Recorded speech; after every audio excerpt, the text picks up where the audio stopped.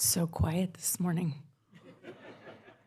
Good morning, everyone. I'd like to call this meeting to order. I would like to acknowledge our High Desert and Joshua Tree conferencing sites, and thank you all for joining us today. Before we begin, if there are any property owners wishing to file written protest on item number 66, please see the special district staff that are available in the rotunda outside. And this morning, our Pledge of Allegiance and Invocation will be led by Colonel Paul Cook and the 1st District. Colonel?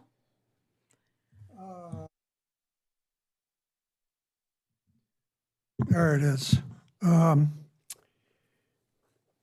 Well, our special guest tonight, or this morning, I guess I should say, I'm old, I can't remember whether it's morning, noon, or night, and it's my honor to introduce Eric Simahusky. Now, that's a mouthful. Now, I got to tell you, Reverend, you don't know my background, but I went to the University of Connecticut. And since you have that name, you know the name of the University of Connecticut is what? The Huskies. So anyway, we're honored. He's the involvement minister at the Victor Valley Church of Christ, born and raised in Tacoma, Washington. He attended Sunset International Bible Institute in Lubbock, Texas, where he married his wife, Kim, in 1998. He married his wife, Kim, in 1998 in Albany, New York. Lubbock, Texas, and then Albany. Isn't that? That's why you're a pastor. They did missionary work in Tartu, Estonia. Beautiful country. Been there a number of times when I was involved with NATO for 4 years, where their daughter Hannah was born. He was a youth minister in San Diego, California for 3 years, where their son Joshua, Freudian slip, since I used to represent Joshua Tree. Joshua was born. He preached and ministered in Endwell, New York for 9 years. Well, you've bounced around, haven't you? His last move brought him and his family to Hesperia, where he has worked with the Victor Valley Church of Christ for the last 10 years. For the past 6 years, he has volunteered as a board member with San Bernardino County Volunteer Organization Active in Disasters. And recently, Eric became a California state crisis counselor as a volunteer for Partners Against Violence. So, do we do that now? Can you join us?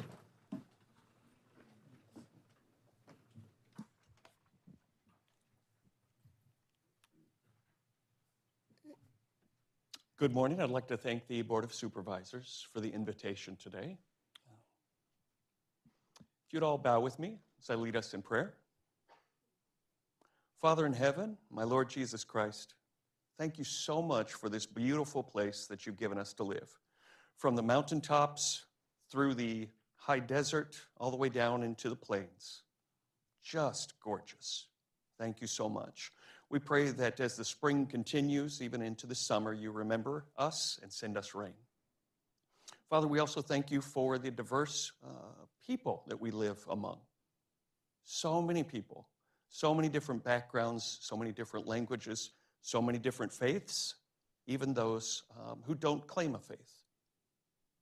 Father, we pray that as we live with each other, that you'd help us to take care of each other. Father, in the midst of all of this diversity, we have so much lived experience and so much formal education. But we pray, Lord, that you give us wisdom. Help us, Father, to use our intelligence well. Father, we pray that you'd fill our hearts with love so that not only do we make the right decisions, but we make them for the right reasons. As the Board of Supervisors and all of these public servants here prepare to get to work, Pray that you help them to serve well. And Father, I pray that everyone in this county, that we all think of ourselves as public servants and that we take care of one another to the best of our ability. I offer this prayer in Jesus' name. Amen. Amen.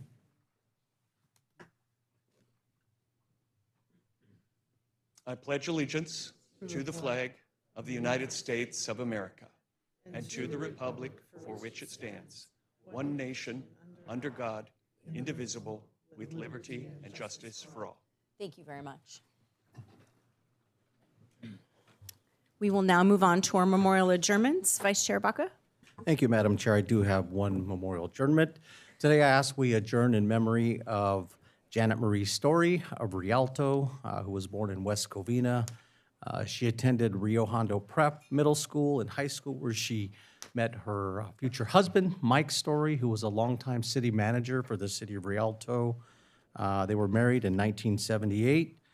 She invested many hours in the community, being involved as a deaconess at Sunrise Church in Rialto, singing on the worship team, leading Bible studies, and contributing to many of the women's ministry. She was also very active in the Women's Club of Rialto for many years, and she would also help host the fashion show fundraiser. Janet was preceded in death by her parents, John Wood and R.C. Irwin Browning, and her siblings, John Wood and Kitty Butler. She is survived by her husband of 48 years, Mr. Mike Story, and her two children, Doug and Melanie, and their three grandchildren, Nicholas, Andrew, and Stacy. And she entered eternity on February 28, 2026. And may we adjourn in memory of Janet Marie Story. Thank you, Madam Chair. Thank you. Supervisor Cook? Supervisor Armendariz? Yes, Chair Rao, I do have one I'd like to speak of today. The grandmother of Fontana Unified School Board member Danielle Hawley passed away. Alice Sharp, born in Detroit, Michigan. Alice spent her early years in Manhattan, Kansas, before moving to Fontana. She raised her two children, Christy McKinley and Kevin Woodward in Fontana, and was an active member of the Fontana Women's Club. She worked at both Kaiser Steel and Fontana Unified School District under Dr. Rubel. She has two grandchildren, Danielle Hawley and Travis Graves, and one grandchild, Logan Graves. She lived 100 amazing years before she was taken up to be with our Lord and Savior on March 19th. Thank you. That concludes my comments. Thank you very much. Supervisor Hegman? All right, this morning I would like to adjourn in memory of a county employee, Rogelio Saucedo. Rogelio passed away on March 6 at the tender age of 25. He began his career with the county in 2024 as the agricultural field aide with Agriculture Weights and Measures. Upon completion of his state licensing in 2025, he was promoted to Agricultural Standard Officer.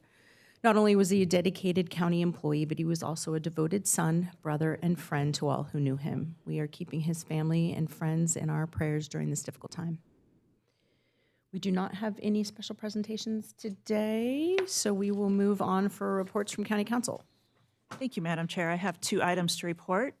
The board met in closed session today, and in the matter of the estate of Rocker Romer et al. Versus County of San Bernardino et al., a sheriff's use of force case, the board voted 5-0 to file an appeal. Also, while considering item number 7 of the closed session agenda, the board voted 5-0 to initiate litigation. The action, the defendants, and other particulars shall, once formally commenced, be disclosed to any person upon inquiry unless to do so would jeopardize the county's ability to effectuate service of process or jeopardize the county's ability to conclude settlement negotiations to its advantage. I have no other reports. Thank you very much. Reports from Luther, our CEO. Good morning, Madam Chair. Nothing to report this morning. All right, with that, that brings us to our individual board member comments. Vice Chair Baca. Yeah, thank you, Madam Chair. Just want to thank the county departments that participated in our Public Safety Hands-On Training Day. Want to thank our San Bernardino County Sheriff's Department, our San Bernardino County Fire Department, Arrowhead Regional Medical Center, and San Bernardino County Probation for participating in that event. And also want to specifically thank, our Sheriff Shannon Dykes for giving words of inspiration to our young students that were considering going into public safety. It was the first time we did this event, and the great thing about it is that the kids got an opportunity to wear turnout gear with our fire department and put out a simulated fire. They got to participate with the probation department and drive with the impaired vision goggles. They got hands-on experience with Arrowhead Regional Medical Center and great one-on-one conversations with our San Bernardino County Sheriff's Department, and just a lot of positive feedback. And many of our kids go to a lot of these job fairs, but this was one that was more hands-on for a lot of our students. So hats off to the departments for the great work. Tomorrow, along with my colleague Supervisor Hagman, will be attending the groundbreaking for the U.S. Vets East Street Veterans Apartments, which has a 55-year covenant of affordability for veterans in our community. That's a great project. The County of San Bernardino has invested $5 million, so it's a great investment that the county will see to the finish line and provide, much-needed housing for our veterans in our community. This weekend, this Saturday, we'll be hosting our 5th annual Fishing Day with the Supervisor. This is an event that we've hosted in conjunction with the Probation Department, CFS, and Regional Parks, and it's a great partnership to give those students that are at risk an opportunity to participate in fishing, and many of them have never been fishing, so it's great. One, they get to participate, but two, expose our community to regional parks, which is great. And want to thank all the partners for that. And I just want to highlight some agenda items. Item number 18, this is for the purchasing of 2 zero-emission mobile medical clinics, which will be available for the community to have mobile access and better access to health services for our community. It's a great thing. Item number 39, this is for underground utility improvements on the Valley Corridor that we're working on in the Bloomington community that will help in conjunction with Edison underground utility work along the Valley Boulevard and surrounding areas. Also, item number 41, which is the construction of roads along Waterman Canyon, which is an unincorporated area up Waterman Avenue, which will provide roads for this community. Item 46 will be continued sidewalk easements that will be purchased in order to allow for sidewalks, which is near Fire Station 226, which will allow those residents who've never had sidewalks ever in that community. Also, item 53, which will be Kessler Park, which is our unincorporated park in Bloomington, which will allow for Phase 2 to allow construction of a Phase 2 of the park. And also item 55, which is a $2.2 million construction contract for providing sewer for our residents for the Bloomington community. And that concludes my comments, Madam Chair. Thank you very much. Supervisor Cook? I don't have much. Now I know why you were in the fish market buying that fish. Very, very, very wise, but make sure you get a fresh one when you win that contest. That's all. Thank you. Supervisor Armendariz? Yes, thank you, Chair. Usually, during this opportunity, I usually will come up and I'll talk about all the things Second District, what we're doing, we're trying to accomplish, and all the stuff that we did the prior 2 weeks. This week, I want to kind of change it up a little bit, and I want to focus on recognizing our county staff. First, I want to take a moment to thank you for your comprehensive follow-up, for incorporating the board's feedback into the recommended fee ordinances. I truly appreciate each department's thoughtful and balanced approach to refining these proposals. Times are tough right now with our families across the county, and with the financial uncertainty in our economy, supporting them as a county is one of the most important things we can do right now. I appreciate that you guys made affordability, access, and equity core pillars of these new fees to better support our families in need. I also want to thank CFS. I want to thank them for what they did over the weekend, for helping preserve what Spark's program was truly intended, which was to prioritize the opportunities and support and uplift our foster and underprivileged youth. Over the weekend, they went out to our foster children and took physical printouts of the applications so that they can have a Spark internship program opportunity. They walked them through the process. This truly warms my heart because I know that as a county, we are providing foster kids and underprivileged youth with a brighter path forward. Many of these kids feel helpless. They aren't sure where their future will end when they enter the real world, but providing them with these opportunities paves the path forward towards a better life, one that does not end up in homelessness, drug addiction, incarceration, or just straight out poverty. So thank you again to CFS for making this happen. That concludes my comments. Thank you very much. Supervisor Hagman? Thank you, and good morning, Madam Chair. Today's agenda is what a couple of things we have here is we have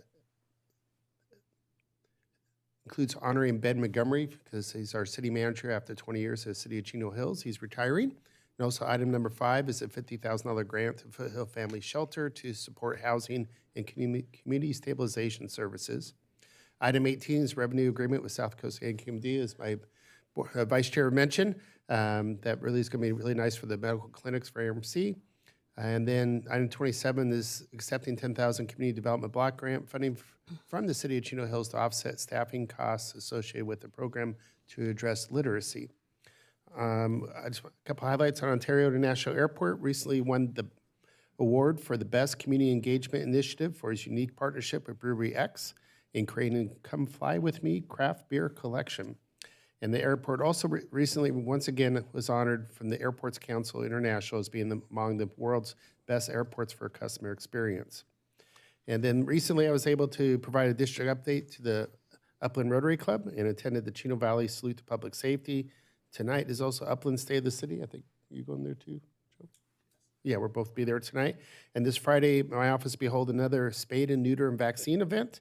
While appointments for the spade and neuter services are full, the vaccines will be provided for the county residents between 10 and 2. First come, first served basis. No registration is required on that. And then lastly, April 2nd is opening day for the new Ontario Tower Buzzers Single A team. I recently got to go do a tour of the facility, and it's the nicest minor league stadium in probably the world, but at least the nation at this point is very, very impressed by what the city of Ontario did there. And there's going to be other community events there, including concerts starting this Saturday. So I'm excited to see that open for our community. Thank you. Thank you very much. Linda, do we have any revisions to today's agenda? Good morning, Madam Chair. Yes, we have one change today. It's for item number 76 on the discussion calendar. Recommendation number 1 is revised to read as follows. Conduct a public hearing to consider the proposed ordinance and franchise agreement, including non-standard terms, granting a revenue franchise to San Gabriel Valley Water Company for the period commencing on the effective date of the ordinance, granting the franchise and terminating 25 years thereafter. Thank you, Madam Chair. Those are all the changes I have. Thank you very much. If any board member has an item that they wish to disclose for a conflict of interest, now would be the time to do so on any agenda item. All right, I will be abstaining on item number 38. Larry Jacinto Construction donated $1,000 to my campaign on May 7th of 2025 and $2,500 on December 31st of the same year. I will also be abstaining on item number 45. The Inland Empire Job PAC donated $1,000 to my campaign on June 30th of 2025. We will now move on to our consent calendar, which today consists of items number 2 through 64. I have a number of folks wishing to speak. Do I have any board members wishing to pull an item for discussion?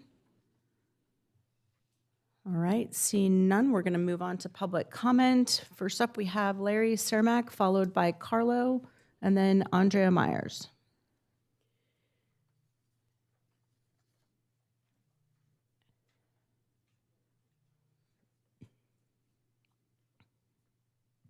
Larry? Do we have Carlo? Christmas Eve flood in Wrightwood. And I believe this is one of the concerns the supervisors are looking at. And we talked about in the past possibly coming up with some form of county help. There doesn't appear to be any other help as far as trying to recover from damages we've had up there. I have a large parcel in Wrightwood which supports the Valley View Road, which serves 5 residents. And also Valley View Road goes off of Highway 2 up into the East Table Mountain, which has been a major access for the Forest Service and other fire agencies to fight fire issues on the East Table Mountain. So with that road now presently washed out by the flooding, we have a problem with normal access for residents as well as access for fire up on the East Table Mountain. Now, I did write a letter to the forest supervisor in Arcadia about the issue of that road being washed away and no longer available to support the fire equipment going up to possibly fight fires, which they have in the past on East Table Mountain, but I've got no response. Now, what happened during the flood was that we had just this tremendous amount of water coming down the Swarthout Creek, which is the drainage for the whole of Wrightwood Valley. And what compounded the problem, not only did we have the atmospheric river, but the issue of the burned forest, the whole watershed in the throughout the valley and the west end has been destroyed by the bridge fire. So with the heavy rain and the forest gone and all the vegetation, there was nothing to hold back the water and rocks and all sorts of debris.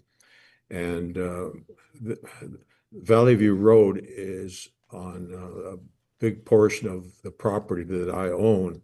And Valley View Road has easements for other residents and utilities. And because of that, and the road is on my property, I'm being somewhat held responsible to try to get it recovered.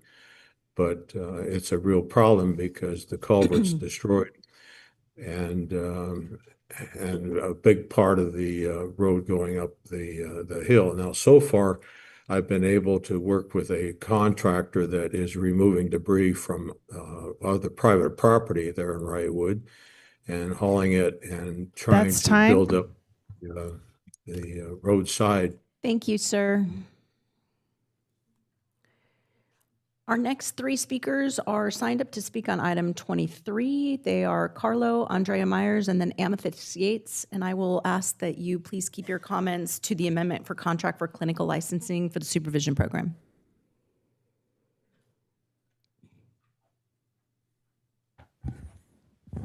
Good morning, board.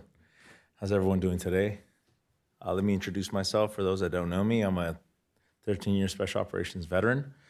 I am currently now serving in the Navy Reserves as an intelligence officer. Now, the item that I want to speak on today, again, is the supervision and clinical support for CFS staff. The issues that I want to raise is, what does this supervision mean, right? What are the services that are being rendered and paid for by the county supporting? False allegations? You know, when we have court dockets that are filled, right, with these kind of false allegations to remove kids from their homes and then keeping them in these indefined detentions, is that what we're supporting? Is that what these social workers are being taught and trained? Because at the end of the day, I was given four different service providers, right? The contracts, I'm not sure what the details of the contracts are specifically, but when you're talking about supporting these and continually training the social workers, I was told 4 times that I should be careful what I tell the social workers because they will be weaponized against me. So these service providers provide the therapy sessions. Their reports now get weaponized by CFS.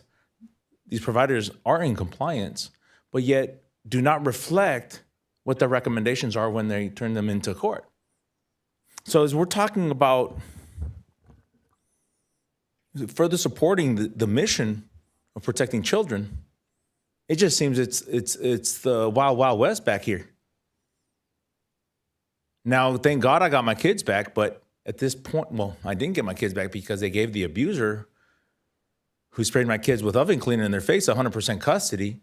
But at the end of the day, when we're talking about what kind of services I'm providing for the support of these social workers, what standard are they being trained at? In the military, I know what the standards are. I need to train my guys to a certain standard.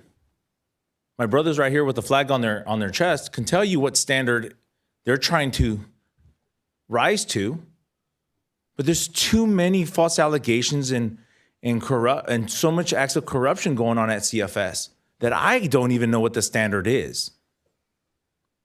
Again, when these therapists and these service providers tell you to watch what you tell these social workers because it will be weaponized, that is a problem. And so I asked the board, what means of supervision on this money as well as it's being allocated what acts and also policies are we initiating to make sure that we're doing the right thing? Thank you, ma'am. Thank you, Thank you board. very much. Andrea Myers, followed by Amethyst Yates.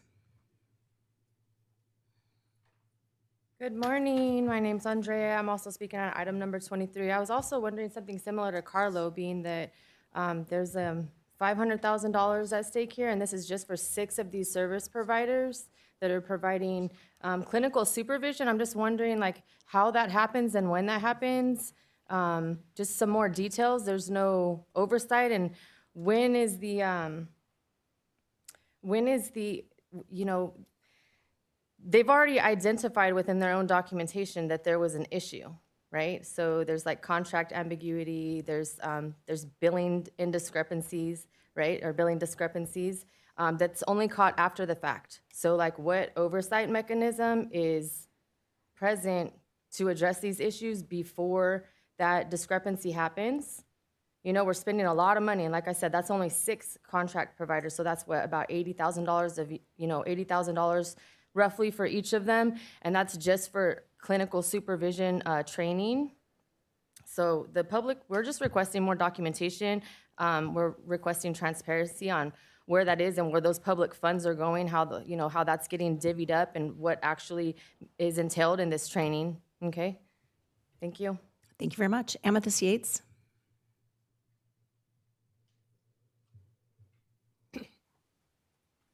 Good morning, Chair and members of the board. I'm going to support the last 2 community members that just spoke. Again, my name is Amethyst Yates. I am the Assistant Director of the Family Reunification, Equity, and Empowerment Project at Starting Over. And one of the biggest problems we've seen just with parents alone is they can't pick their providers, and yet we dump a lot of resources in them, and parents aren't comfortable seeing the providers because there is no oversight or accountability from the department. So today I'm asking for that oversight. I'm asking that we make sure that the money is well spent and that allocation is approved before we get to the aftermath of money misuse. And that's all I have. Thank you. Thank you very much. Do I have a motion? Thank you for the motion. The second. All those in favor? Aye. Any opposed? And my noted abstentions. Thank you, Madam Chair. With that, the consent calendar is approved as stated with your abstentions. Thank you very much. We'll now move on to our discussion calendar with item number 65. It is an equipment lease purchase agreement with purchase order for handheld radios being presented this morning by Carolina Mendoza. Good morning.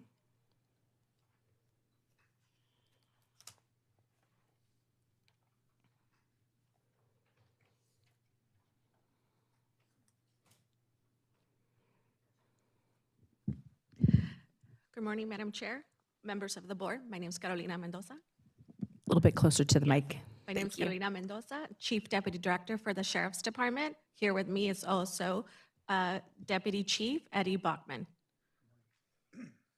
So the item before you is for the purchase of the 8,000 portable radios. On September 11th, 2012, the board approved Motorola equipment as a standard to be used for the upgrade of the county's 800 megahertz radio system. Since March of 2016, the department has been acquiring the APX Motorola 6000 portable radios. However, since then, Motorola has notified us that they're no longer maintaining the system, nor are they making the necessary equipment to repair those radios.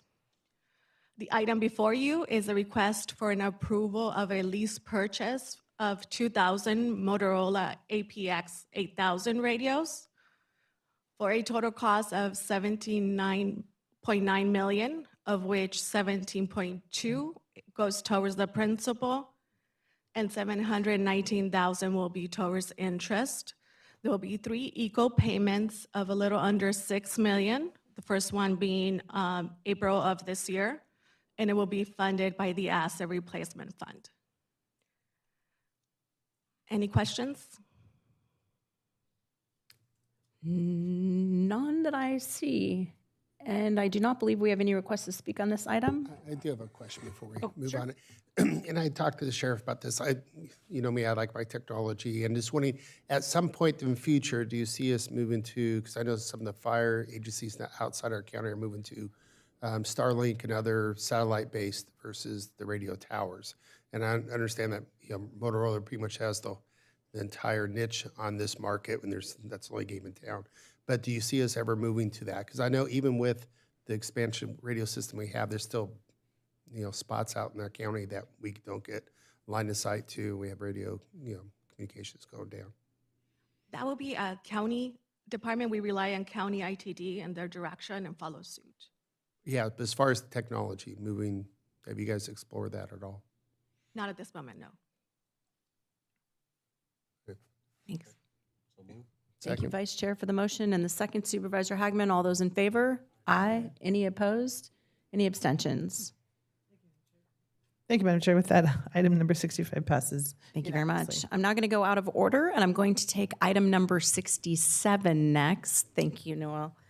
Item number 67 is a policy plan amendment and zoning amendment for One Tree Hill project being presented this morning by Miguel Figueroa. I'm going to open the public hearing while Miguel makes his way down.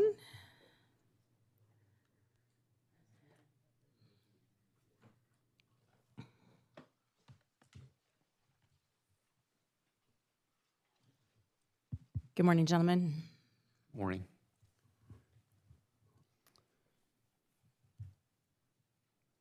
Good morning, Chair Rao and board members. Miguel Figueroa here, Land Use Services Director.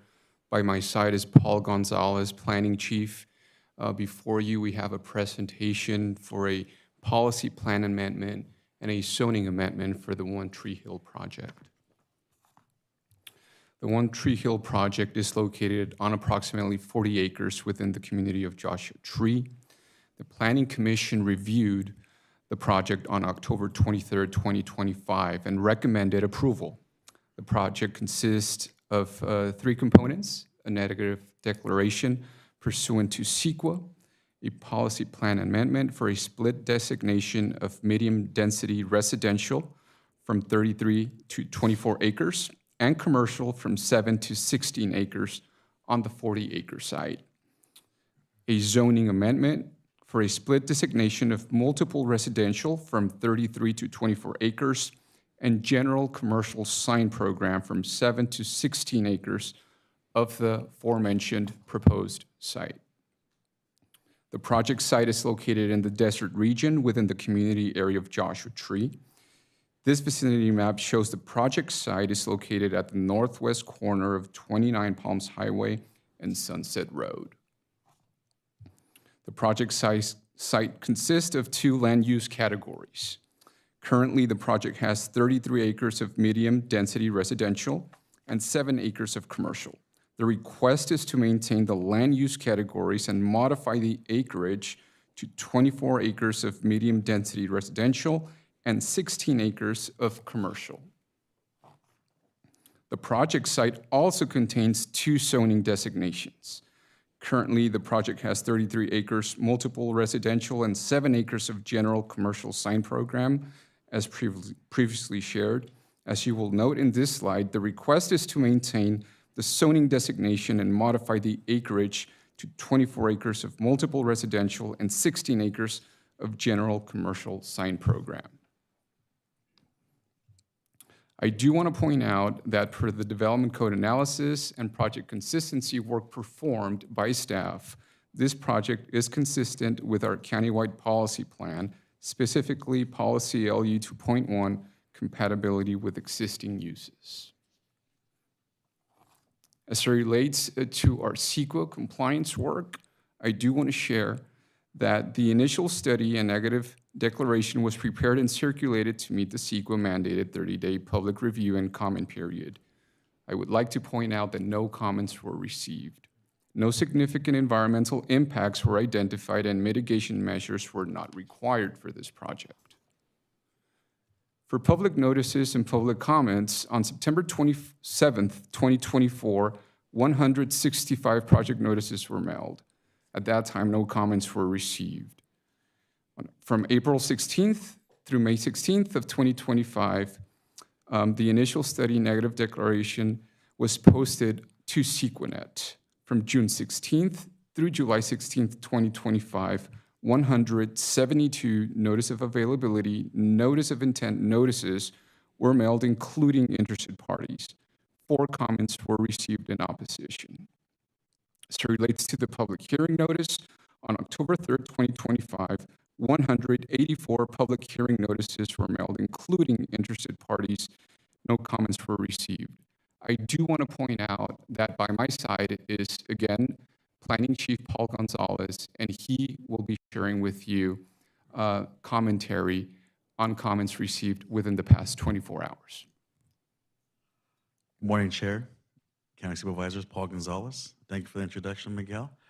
We did receive 3 emails in the past 24 hours regarding the project. 2 of the emails regarding the development of a future development for a hotel. I did want to point out at this time there is no development proposed. Any development in the future will come in through a application through the planning division. And at that time, environmental will be reviewed again as well. There was another comment regarding a creek that runs through the property. That will also be addressed in the future regarding historical flows and new flows that are created when a development project is received by the county. Thank you. This concludes our presentation. At the time, we're here to answer any questions the board may have. Can you clarify, this is not rerouting the traffic at all in downtown Joshua Tree? It's not closing off streets. It's not doing any of those things? That's correct, Chair. At this time, it's just a colors on a map for commercial and residential. Okay. All right. Thank you very much. We have a variety of requests to speak. Any questions of staff at this time before we move on to public comment? All right. We're going to go out to the Joshua Tree conferencing site first. We have Casey Kiernan, followed by David Fick, and then Valerie Woodard. Woodard.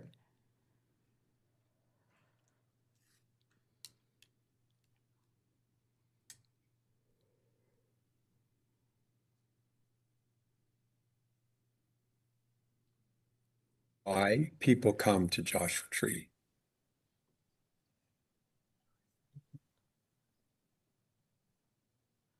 I'll tell you, since you probably don't know, and it's not because there's big resorts. They come here because it's dark and it's a remote place. So building something massive in the center of town goes against everything that is the reason people come here, and it should be stopped. And it should be stopped by the county. The county's job is to protect the asset that's known as Joshua Tree, and it generates money. It generates a lot of money. And if you throw all these things in for short-term gains, you're going to destroy that piggy bank that you guys have that we never see where the money goes.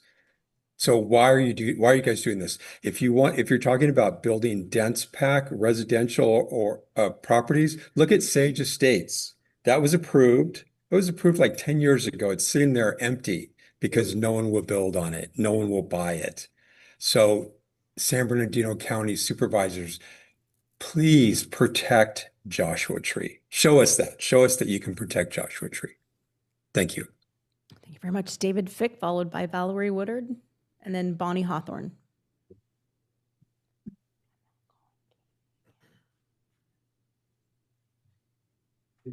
Okay, when do I go? I begin now? Okay. David Fick, 40-year Joshua Tree resident and 20-year MBCA board member and 3-year Joshua Basin Water District board member. I'm speaking as an individual in this time. I have lots of experience with Joshua Tree. Remember, 40 years. And this situation with its, hundreds upon hundreds of pages of this initial report do not even mention the fact that this is the Joshua Tree Resort. We know this.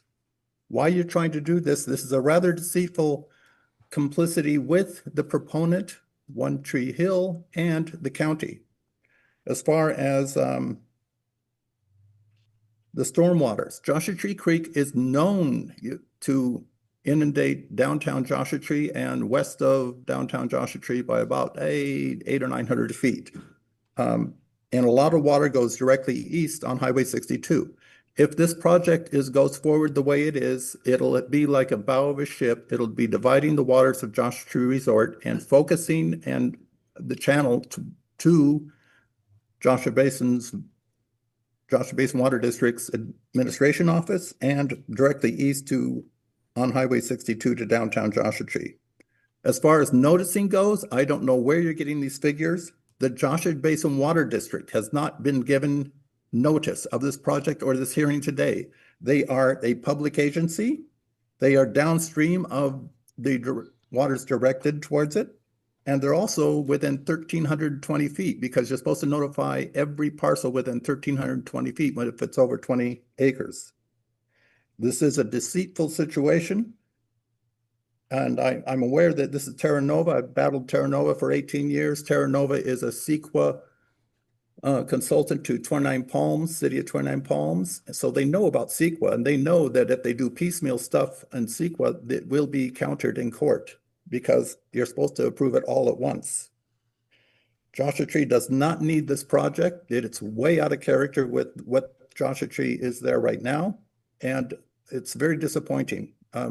I personally feel that this is one of the projects that is forwarding the concern with the sewer authority that the county is attempting towards Joshua Tree. So, and most everybody in this room knows that this is the Joshua Tree Resort. So please, this is not a speculative situation. We know what's going on.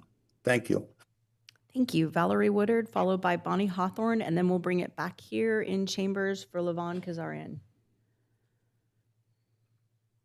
Good morning. Valerie Woodard, 25-year resident of Joshua Tree. Last Saturday, I was making my way through Joshua Tree in the evening, and I had the fortunate timing to witness that fatality on the highway. A poor woman was run over by 2 different cars.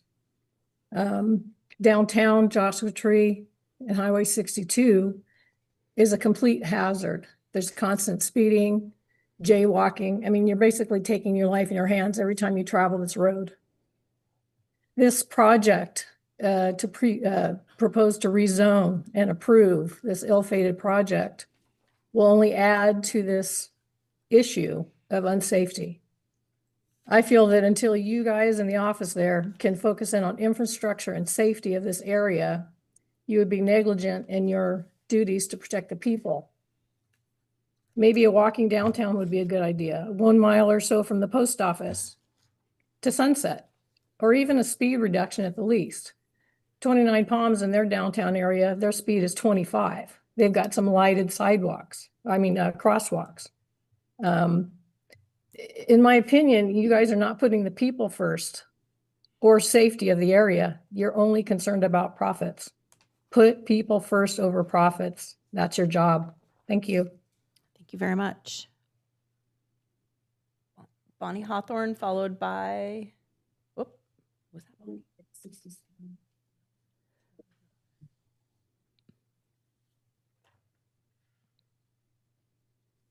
Everybody has already said a lot of what I was going to say. I mean, it's been a while since you lived here, Dawn, so you probably don't know that now from about Thursday afternoon to Tuesday morning, we have real traffic here. I mean, it's like LA. You go downtown and I mean, I don't even go to the farmer's market anymore. It is such a mess. And there has been absolutely nothing done to mitigate the traffic. People drive through downtown 60, 70 miles an hour, right where you're planning to put this thing. I came before this board, was it 2022 when you were handing out STR permits like Halloween candy? And at the time, the community was concerned about how many Airbnbs were being allowed to come in. And at that time, this board said, we will let the market decide. The market has decided, and I don't know if you guys have followed up on it. Facebook Marketplace is full of houses full of Airbnb furniture being sold pennies on the dollar. The real estate market is jam full of houses that are no longer Airbnbs. The market is not saying Joshua Tree needs a resort. It's not. So I'm all for market-based decisions, but you guys actually need to look at the reality of the situation. You're putting more and more people here, and you're not putting any infrastructure here to take care of it. We still don't have public restrooms. We still don't have public trash cans. We still have dangerous intersections. So I think you should start there before you approve more and more and more resorts. And also look at the reality of the situation with this potentially ongoing war and the recession and depression that it might bring. Nobody's going to be coming to resorts, guys. We don't need this. Thank you. Thank you very much. We'll bring it back here in chambers. Levon Kazarian.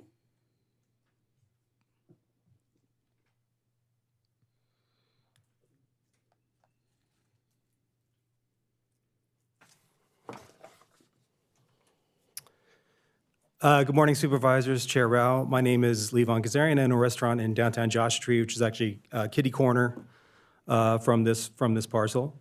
I largely agree with the criticisms you heard from other residents based on scale, character, safety, and flooding concerns. However, with my 3 minutes, I want to talk about one specific aspect, and that's about this resort aspect. Even though they claim it's not a resort, I'm going to explain to you how it could be a resort. The short-term rental ordinance you passed a few years ago is a paper tiger. It's unenforceable. You place no limit on the number of short licenses that could be issued, and you allowed corporations, LLCs, to be issued licenses. The SC ordinance is so easily gamed, it allows anyone with little money to pay lawyers to do the LLC shuffle and have as many STR licenses as they want. People brag openly on the internet about having 10 or 15 or more short-term rental permits. And allows for corporations to build developments like this, Lovemore Ranch, and others under the guise of residential codes, knowing that they will be able to easily game the ordinance to create fully commercial, corporate-owned resorts in our residential neighborhoods. To gauge just how toothless the STR ordinance is, think of this. Field Trip, Lovemore, Avant Stay, and others are willing to invest millions, maybe tens of millions, in developments that are, by the letter of the ordinance, illegal. They will build them, then run them as commercial resorts using shell LLCs to get as many short-term licenses as they need to do so. They're betting that you won't do anything. Is that a good bet? Only you know. But here's a tenet of good governance.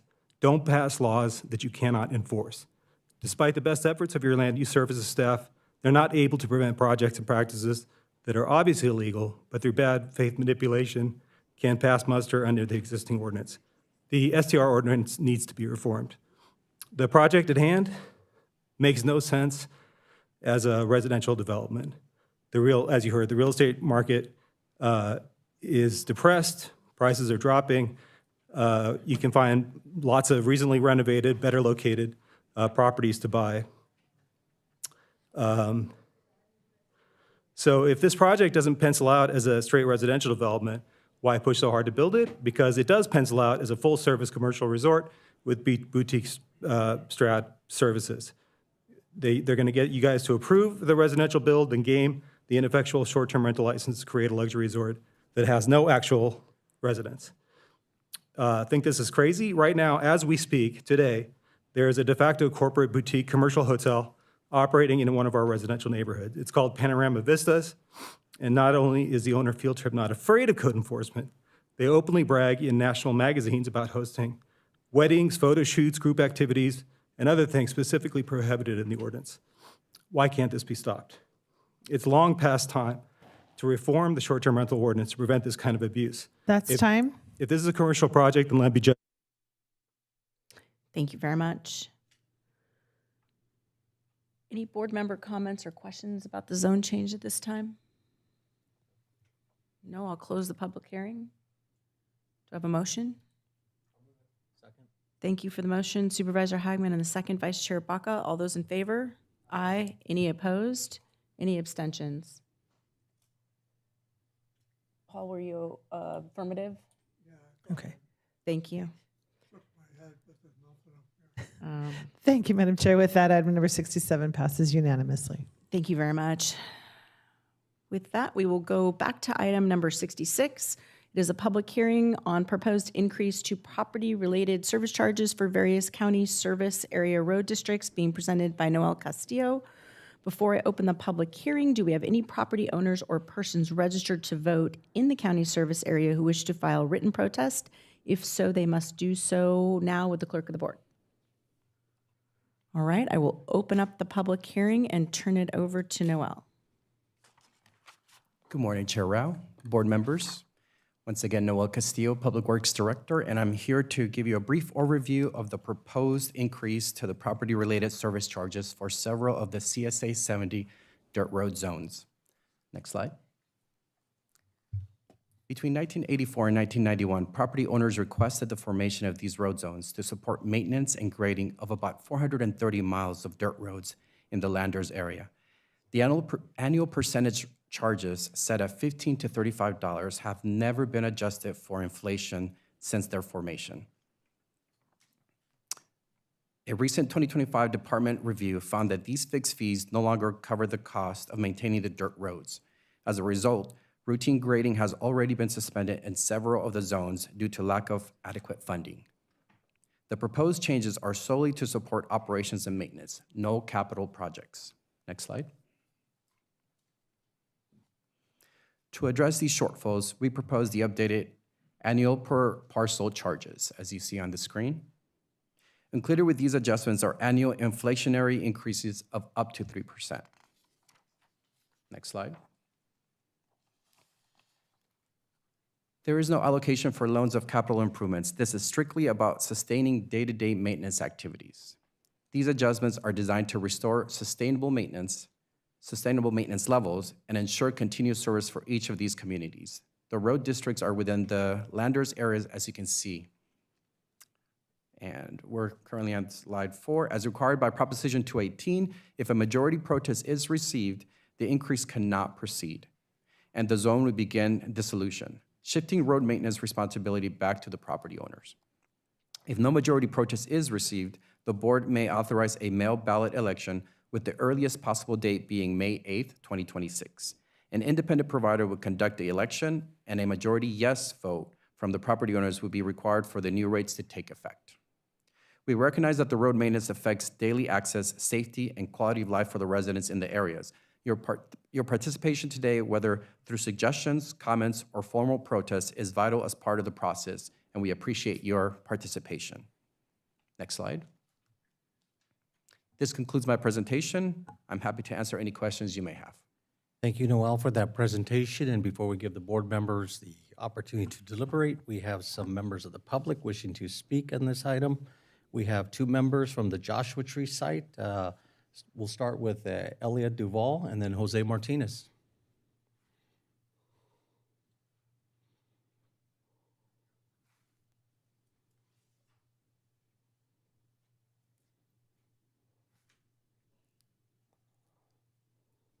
My name is Elia Duval, and I live in the north part of Joshua Tree, which is approximately 3 miles of my daily road driving to town back and forth. It will be 6 miles of dirt road. My request is, as the residents on North Joshua Tree, we're kind of forgotten in our roads, and we really need some type of accountability in regards of the new increase, and also the matter of doing it dry will not stay for longer than 2 days. So if that $75 increase, which is 250% up from the 20 original, it's not gonna include water while they're grading the roads. Otherwise, it's just gonna be basically a waste. And also, my question is, we don't see any progress on or improvement in our basic roads that are already grade or paved. They're kind of going downhill. I've been there for 20 years. If I drive to Copper Mountain Community Center, the roads are really bad. There's no accountability, no maintenance. And my request for all of you is, if you guys would like to visit our area, some of our areas are really bad. Our cars really have to go through maintenance. Our lives, because that's, although, don't get me wrong, I love my area. And even though I came from a third world country where surprisingly, I can see progress in our community regarding maintenance, regarding maybe pave some of the main arteries for us to kind of navigate our lives to come down to our grocery shopping or doctor's appointments. And in my 20 years, I have not seen no one pave artery that it may be in the future. I would like to request that someone can come and really see it. I would love to invite one of the board supervisors to come and see our area. It's beautiful. We love our roads, but now with the Airbnb tourist, we get a lot of traffic. And it's really, I'm not complaining because part of that is our income. But if you go back on how much money the Airbnb taxes, the permits make our county money, and we don't see any of that money back in our community. I don't know if That's time. a lot. Thank you for your comments. Thank you. Next to speak at the Joshua Tree site is Jose Martinez, and in the chambers, we have Ray, Marvin Ellis, and Mike Hawkins.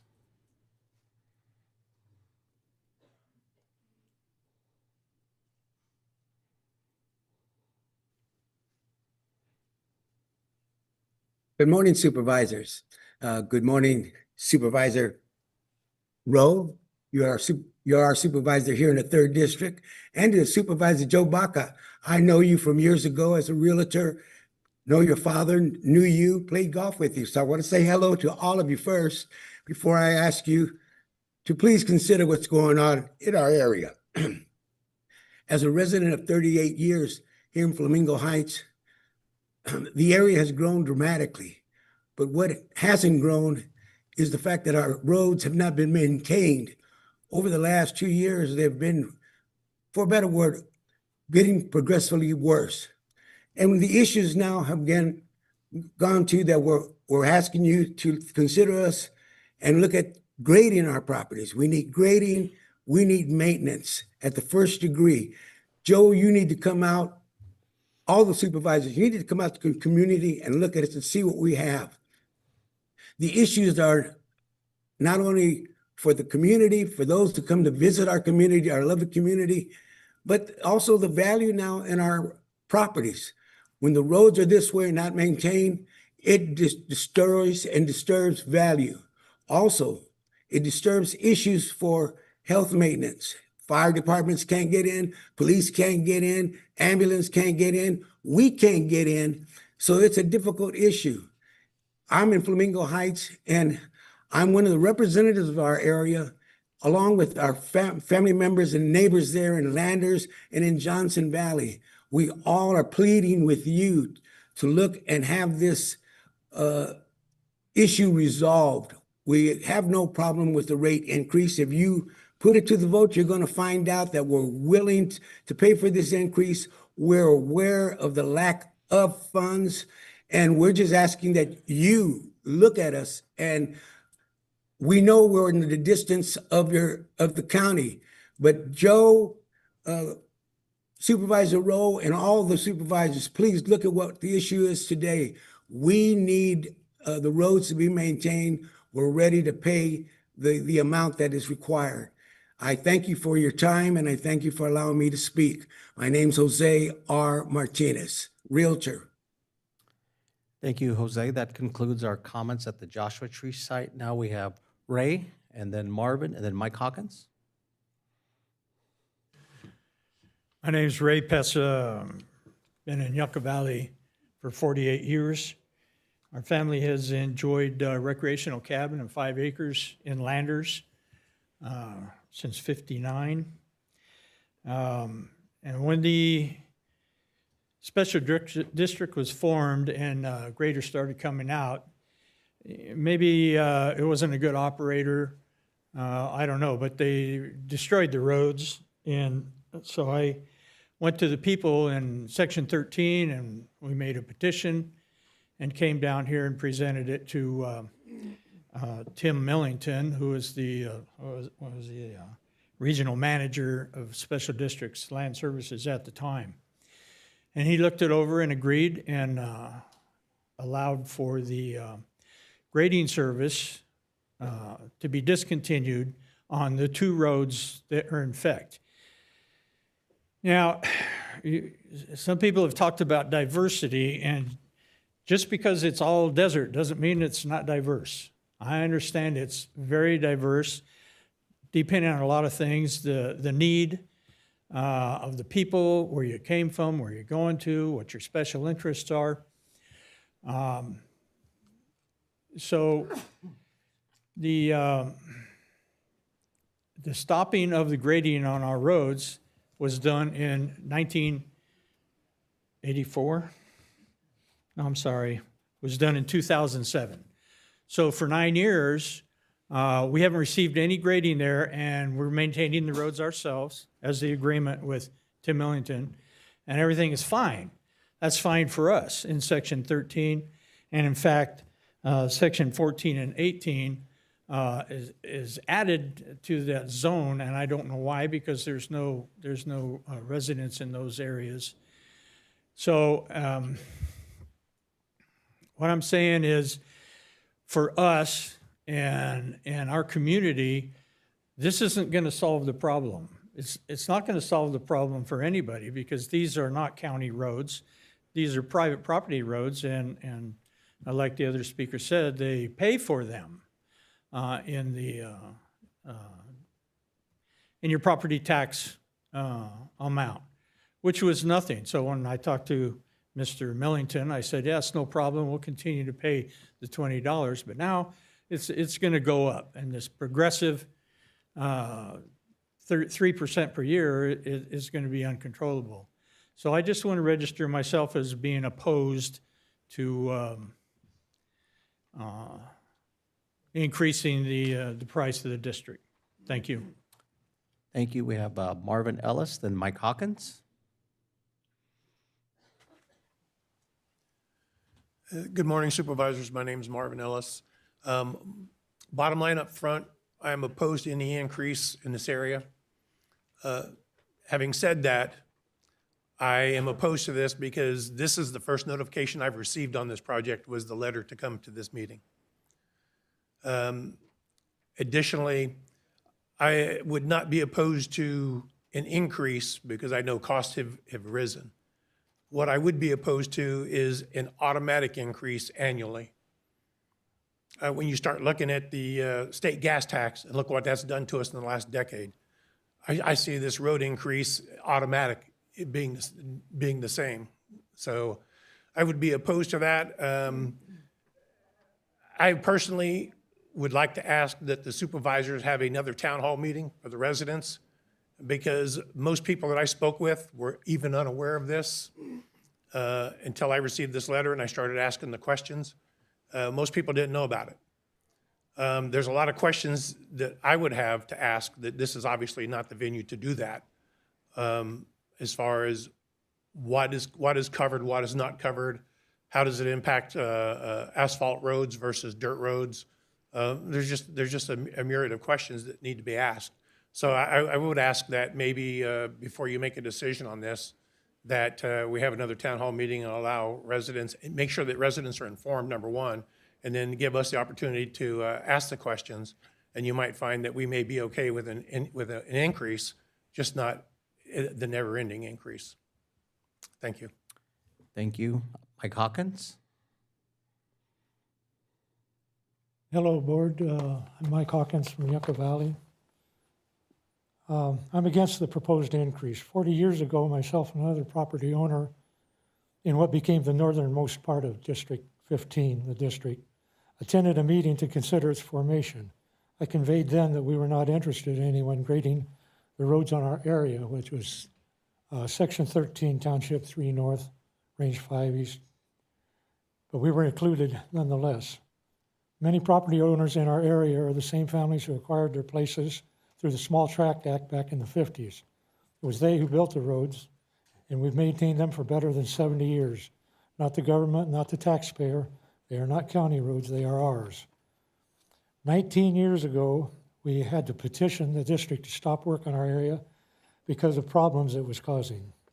Grading had scraped off many tons of decomposed granite that had been laid down in the 50s to fortify a quarter-mile stretch of Wright Boulevard leaving it so sandy that property owners on Robiness and Ordway began allowing the handful of neighbors to the north of them access through their properties. Berm work on both McKiska and Bodick, just west of Wright Boulevard, changed drainage in such a manner that it flooded 2 occupied residences on Wright Road, or Wright Boulevard.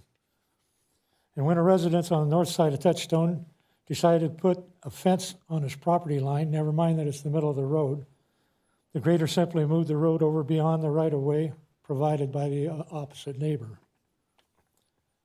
The district does not need our roads. There is no access through our area to the district, and our area is accessible without the district. In 2007, special districts finally agreed to stop the so-called maintenance, but continued the annual charge. So it is that our little outlaying area has been subsidizing the rest of the district for the past 19 years. That's okay, glad to help with roads everyone uses. Glad too that the district stopped destroying ours. But I feel quadrupling the cost of something we never wanted, never needed, haven't even had for 2 decades, and still won't have no matter what we are charged, would be an abuse of our generosity. Thank you. Thank you for your comments. This concludes all public speakers. I will now close the public hearing and allow my colleagues to ask questions. Supervisor Armendariz? Yeah, first thing I want to say is starting with the zone R15, I will be abstaining. I have 12 acres that I own of land there, so all my comments will be everything other than the R15 zone. I do understand the 200% increases and higher when I'm looking through this, and we've had several discussions in the past how I'm usually opposed to huge increases like this, but we have to understand this is cost of maintenance. This isn't us raising the fee because we're getting put the money somewhere. It's a benefit to the community. They're going to have the right to vote on it. I love the fact that we're actually making sure we put the 3% inflationaries in these. You have to understand, when someone is opposed to having it raised, when we do 200, 300% increases, it's because there was no inflationary aspect to that service fee. So I'm very, very, very happy to see that we are actually moving forward and being consistent with that. What I would love for us to do personally is go back and look at everything, and where there isn't one, bring that back now before it does become an issue of 200, 300. I think people can swallow, $20, but when they're swallowing 3 times the amount, there's some people who rely on that. The other thing is, I know there's a real need for infrastructure, but we had a TOT tax on the ballot, and it failed.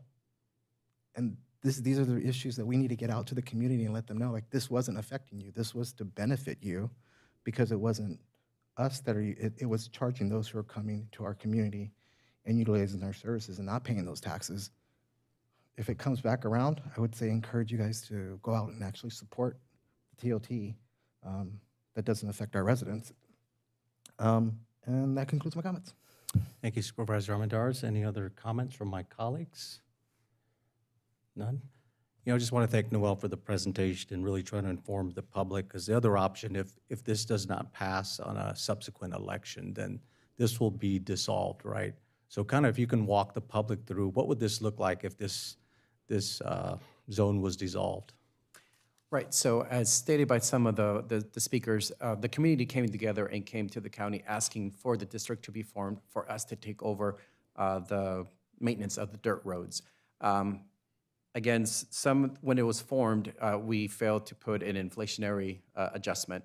And so some of these districts have not been updated in 27, or in some cases 42 years, right? So we can see the challenges of with the available funds to be able to provide the maintenance that we should be providing for the district. So by bringing this up to 3% inflationary that we would look at each year, we are putting in sustainability. And as the board member Armendariz mentioned, what we're trying to do now that special districts is part of the overall Public Works Department is we're doing a concerted effort to look at all the districts. We're about halfway done, and we're continuing to bring more and more. The process does take time because, as someone mentioned, we do have the community meetings. We do go out there and reach out to the folks, to the stakeholders, and make sure that we have lots of community meetings to make them aware. And then at that point, we bring an item forward just to ask for a vote to be taken, right? So that will be a process that comes after. As we stated here, no earlier than May would be the time that we can put it to vote, so the folks can decide if they still want to continue with the district that they had asked for. If they decide not to, and it'll be dissolved, no more fees, and they would maintain the property, the road on their own. But if they decide that they want to continue with the county providing that service to them, then those new fees will be in place so we can be more sustainable. Okay. Thank you, Noel, for those comments. Is there a motion on recommendation 1 and 2? It's been moved by Supervisor Hagman. I'll second with the abstention of zone R15. Okay, it's been seconded, noting the abstention with Supervisor Almendarez. All those in favor signify by saying aye. Aye. Aye.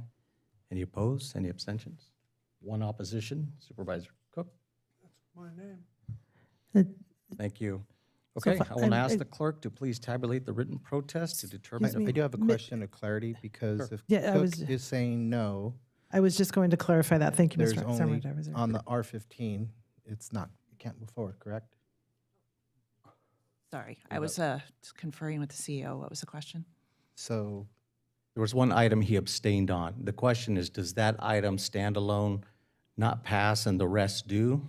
No, this is a Well, Supervisor Cook voted no on recommendations Yes. 1 and 2. correct. So for the zone that Supervisor Armendariz is abstaining from, that item would not pass. So understanding that, that takes away the right of those people in R15 to have a vote on this now.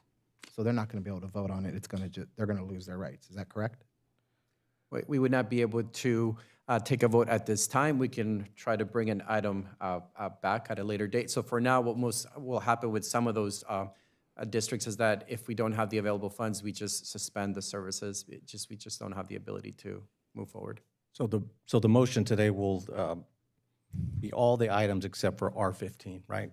And I don't know if can you give me 1 second? Clerk, Madam Clerk? I believe Mr. Supervisor Armendariz is doing a point of clarification, so if we can please hold for a moment.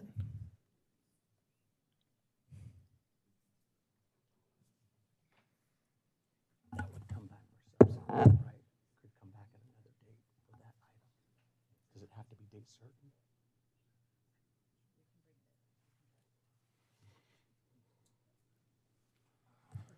County Council, you want to give clarification? What was the question? The question is Supervisor Armendariz abstained on one of the items. Supervisor Cook voted no. So the question is, can we move forward with the other 4 and come back at a subsequent date for the one that he did abstain from and Supervisor Cook voted no? So today, the vote would be that it was a no for that item, but you can direct staff to bring it back at a later date if you'd like. The entire, For item 14 or for the entirety of it? For the entire item, to bring it back at a subsequent If date. that's, you would need a new motion to bring the entire item back, to bring all divisions. Alternatively, you could allow the other divisions to go forward and bring back just the R15. So I could also ask, as a owner of a property in the R15, if Cook would reconsider his vote on just that one R15 and allow us to go to vote and let the constituents of that district decide? As an owner, are you addressing whether I own property? No, I am an owner. Hold on. So what he's asking for clarity is, would you consider at least voting yes on one of the items? On R15, which I'm a resident owner of that, or I'm an owner of a piece of property in that area, I'd like to be able to vote on that decision and not have that right taken away from me. You don't have to. It's up to you. You don't have to. I would, no, right now, no. Okay. The second one you come at, I would abstain. The original one that So it'd be I understood, I recommendation said A no would for not a variety of pass. reasons. 2A would not. I know the area. There's 3A. personal reasons, I we've guess been not. dealing with that for years. 1B, And C, D, that and was, would stop. how I felt about it. And Okay. so. Thank you, Supervisor If you want Cook. to throw me off the board, go ahead. I So need what- the rest. What I'm asking is that we move forward with Copper Mountain, Flamingo Heights, Yucca Mesa West, Yucca Mesa East, and come back with Landers at a subsequent date? Okay? Like, to be clear, the proceedings will officially terminate as to item 1A as of today, but we can restart the proceedings if staff so chooses based on the board's direction. Okay. Would you like to Can restart? we, well, I'm going to get real. To restart the proceedings? Can we just table that one R15 zoning into the next agendized meeting? So we're tabling this We're now? tabling the item. Just the one? We would have to renotice it. Oh, okay. That's fine. Okay. For clarification, if we continue just R15, to the next board meeting for this consideration, do we need to renotice the public hearing? We would need to give the public notice that they'd need to come to the next meeting to reconsider it. So that would be a new notice. Okay. So, We're not going to continue it. thank you. It would just not pass. Thank you. 1A would not pass, and staff would look at renoticing and starting that process again. Thank you, Mr. Snook.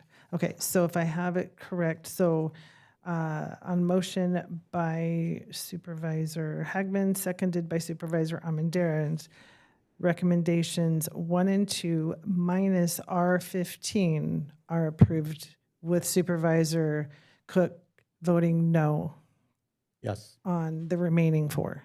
Yes. And it's because I abstained is why Yes, we need yes. 3 votes, and Okay. he was able to kill that one. Thank you very much. So, thank you, Mr. Vice Chair. So I believe you were turning it over to me. So at this point, none of the zones or areas have hit the threshold majority protest. So the board may move forward with considering recommendations 3 and 4. Okay, so the board may continue with recommendation 3 and 4 without the Landers item, right? Correct? That would It's be been moved by correct. Supervisor Hagman. Is there a second? Second by Supervisor Armendariz. All those in favor signify by saying aye. Aye. Any abstentions? Opposition? Can I abstain because of the confusion this has created? I don't want to make the wrong vote on this. Sure. So I will abstain. Okay.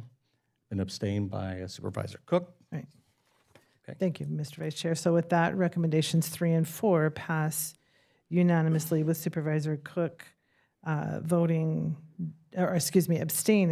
and without R15 in that recommendation. Okay, thank you very much. Okay. Thank you, Noel. Thank you. Thank you. Next, we'll go to item 68, the 2026-2027 financial update being presented by Mr. Matthew Erickson.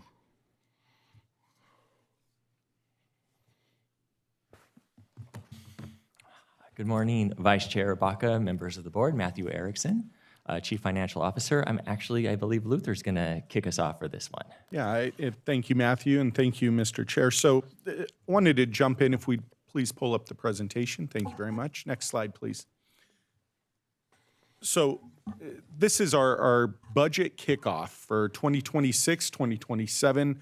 I'll turn it over to Matthew in just a second, and then we're going to ask Assistant Executive Officer Gilbert Ramos, Deputy Executive Officer Robert Saldana to jump in, speak specifically about some changes related to federal legislation. But in a nutshell, what we're going to cover today are for the 26-27 budget year, we're going to look at some areas of focus, the economic drivers, kind of what the financial outlook looks like, both federally at the state level and then locally. We'll talk about some risks, and then we'll go over the process. Next slide, please. So from the CEO standpoint, in 26-27, this is how I'm planning to approach and how I'm directing Matthew and his team, as well as our departments, to move forward. We want to, at our core, to be strategic here. With our ongoing revenues, these are commitments that we receive, or revenue that we receive every year, such as property tax. We are seeing slower growth. We want to be responsible, consistent, and cautious in how we approach that. From our one-time revenue, these are one-time monies that we have generally to do projects or special initiatives. We are really targeting where we use those in a strategic way. We are not going to see as much as that we've had in prior years, so how we use those dollars will become more and more important. Our goal, make data-driven decisions. Let's use data to inform how we approach things. We always want to prioritize people. I say it every day, we are people serving people. And so how do we continue to maintain competitive wages and benefits and then balance that with a sustainable approach so that we're not overextending the county, but continuing to be competitive. And excellence. If we don't strive for excellence, we are selling our residents short, our constituents short. So we are always looking to excel. And how we do that, well, we can be more efficient using innovation to drive the county forward, looking at ways to try to leverage technology to help our workforce expand their ability and their own effectiveness. So these are the tenets of how I have asked Matthew and the team to move forward as they've approached the budget. So as you see Matthew go through this presentation, you'll hear that peppered through this. So Matthew, I'll turn it over to you. Next slide, please. Thanks so much, Luther. Again, Vice Chair, members of the board, Matthew Erickson, CFO. As I was thinking about this presentation and preparing for it, I wanted to just highlight something we highlight pretty much every year, is that we as an organization, a whole organization, take great pride in our financial health. That is something that over the years, not just our departments, which are very, very fiscally prudent, but my office is fiscally prudent. We have our CEO that really takes a really great approach to finances. And then lastly, of course, the board, through your policies and your directions, allow us to have an approach that really helps us be financially stable. But what I wanted to highlight that is with that financial health, it does not necessarily make us immune from every economic headwind that heads our way. And so that's just one of the things that we do see is that although we're healthy, we do have several financial headwinds. What that does do is it does make us more prepared for the future. And so if you can move to the next slide. I wanted to talk a little bit about some of those economic drivers that we're seeing right now. Luther already alluded to it, but really our biggest general fund revenue that comes in is property taxes. That is where we get our discretionary dollars. And so what we have seen is years now of consecutive growth in our assessed valuation, which increases our property taxes. It's been pretty strong over the last several years. In fact, a little bit later, I'll go into it, but it's been about 6.8% on average growth over the last 10 years. What that means is that over time, you're going to see that growth slow down at some point. It's pretty much as simple as that. And so we are beginning to see that happen in our immediate future. In addition to that, there are geopolitical tensions right now, with what's going on in Iran. That impacts price per barrel of oil. It makes people worried about inflation again, and it also creates a level of market volatility that we are seeing right now over the last month. And so that's something we pay attention to, and I'll talk a little bit more about as well. And finally, there's a level of federal uncertainty. We're going to spend some time with Gilbert Ramos and Robert Saldana from my staff talking through H.R. 1. That's the big, beautiful bill that is known as, that will be walking you through some of its impacts on us as well. If you could move to the next slide. So now I want to just jump in on a few slides that just go into what we're seeing from a local economic standpoint for us as a county. As I mentioned, this is going to be focused a bit on how different areas of our economy is impacting our property taxes in particular. So what I wanted to highlight for you specifically is industrial. So industrial, as many of you know, the logistics industry for our county in particular is one of the largest sectors that we have from an economic standpoint. What this slide is showing is the state of California, the United States, and our county. And I'll let you hone in on the county line, which is the orange line in this slide. It demonstrates our vacancy rates for industrial, for warehouses. What you can see if you look at Q4 of 2024, which is at the very end, is that we are roughly at the highest vacancy rate we've seen since about 2010. What that means is, for me, that's a little bit lower demand on industrial right now. That obviously places downward pressure on prices, which if you think of it from an assessed value perspective, that's where when prices are down, that means there's less opportunity for growth. Next slide. I wanted to show this slide as well because this is industrial space under construction over the last several years by Southern California counties. I like this slide for what it demonstrates in that we, as I mentioned, we are highly dependent within San Bernardino County on industrial space. As you can see, compared to every other county except maybe Riverside in 2022, we have had much more constructions in the industrial sector and the warehouse sector compared to other counties. What that means is when there's a slowdown, there's more downward pressure on our county in relation to other counties per se, because our economy is more dependent on that sector. Next slide. Along with the industrial side of things, you have housing. So, as it relates to housing, there's a couple things that we've seen going on. I believe I've had this slide for a few years now, because it does a nice demonstration of what's going on. Outside of COVID, moving into COVID, the orange line is single-family home prices for our area, and then we have single-family home sales in our area on the blue line. And so what you can see is there was pretty good growth on home prices between, basically 2019 through 2022, but it's really tapered off a little bit at this point of time. And then on the flip side, you can see that home sales has begun to decline as far as the number of home sales. Really effectively, the way it works for us as a county with property taxes is the only way we see large assessed valuation growth is when there's transactions, when there's buying and selling of properties. Under Prop 13, the general growth in inflation for assessed value is 2% per year. So outside of selling properties, that's what we see in growth. And so when you do not have a lot of home sales that are happening, you don't see quite as much growth, even if there's equity in homes. And a large variable that goes into this slide is effectively, as you guys know, rates are historically high right now, meaning mortgage rates are historically high. So if you've been in a home for a while, you have a lower mortgage rate, there's less people that are wanting to sell and buy their homes at this point. And so that's just something that we're seeing, again, downward pressure on growth in particular in our area. Next slide.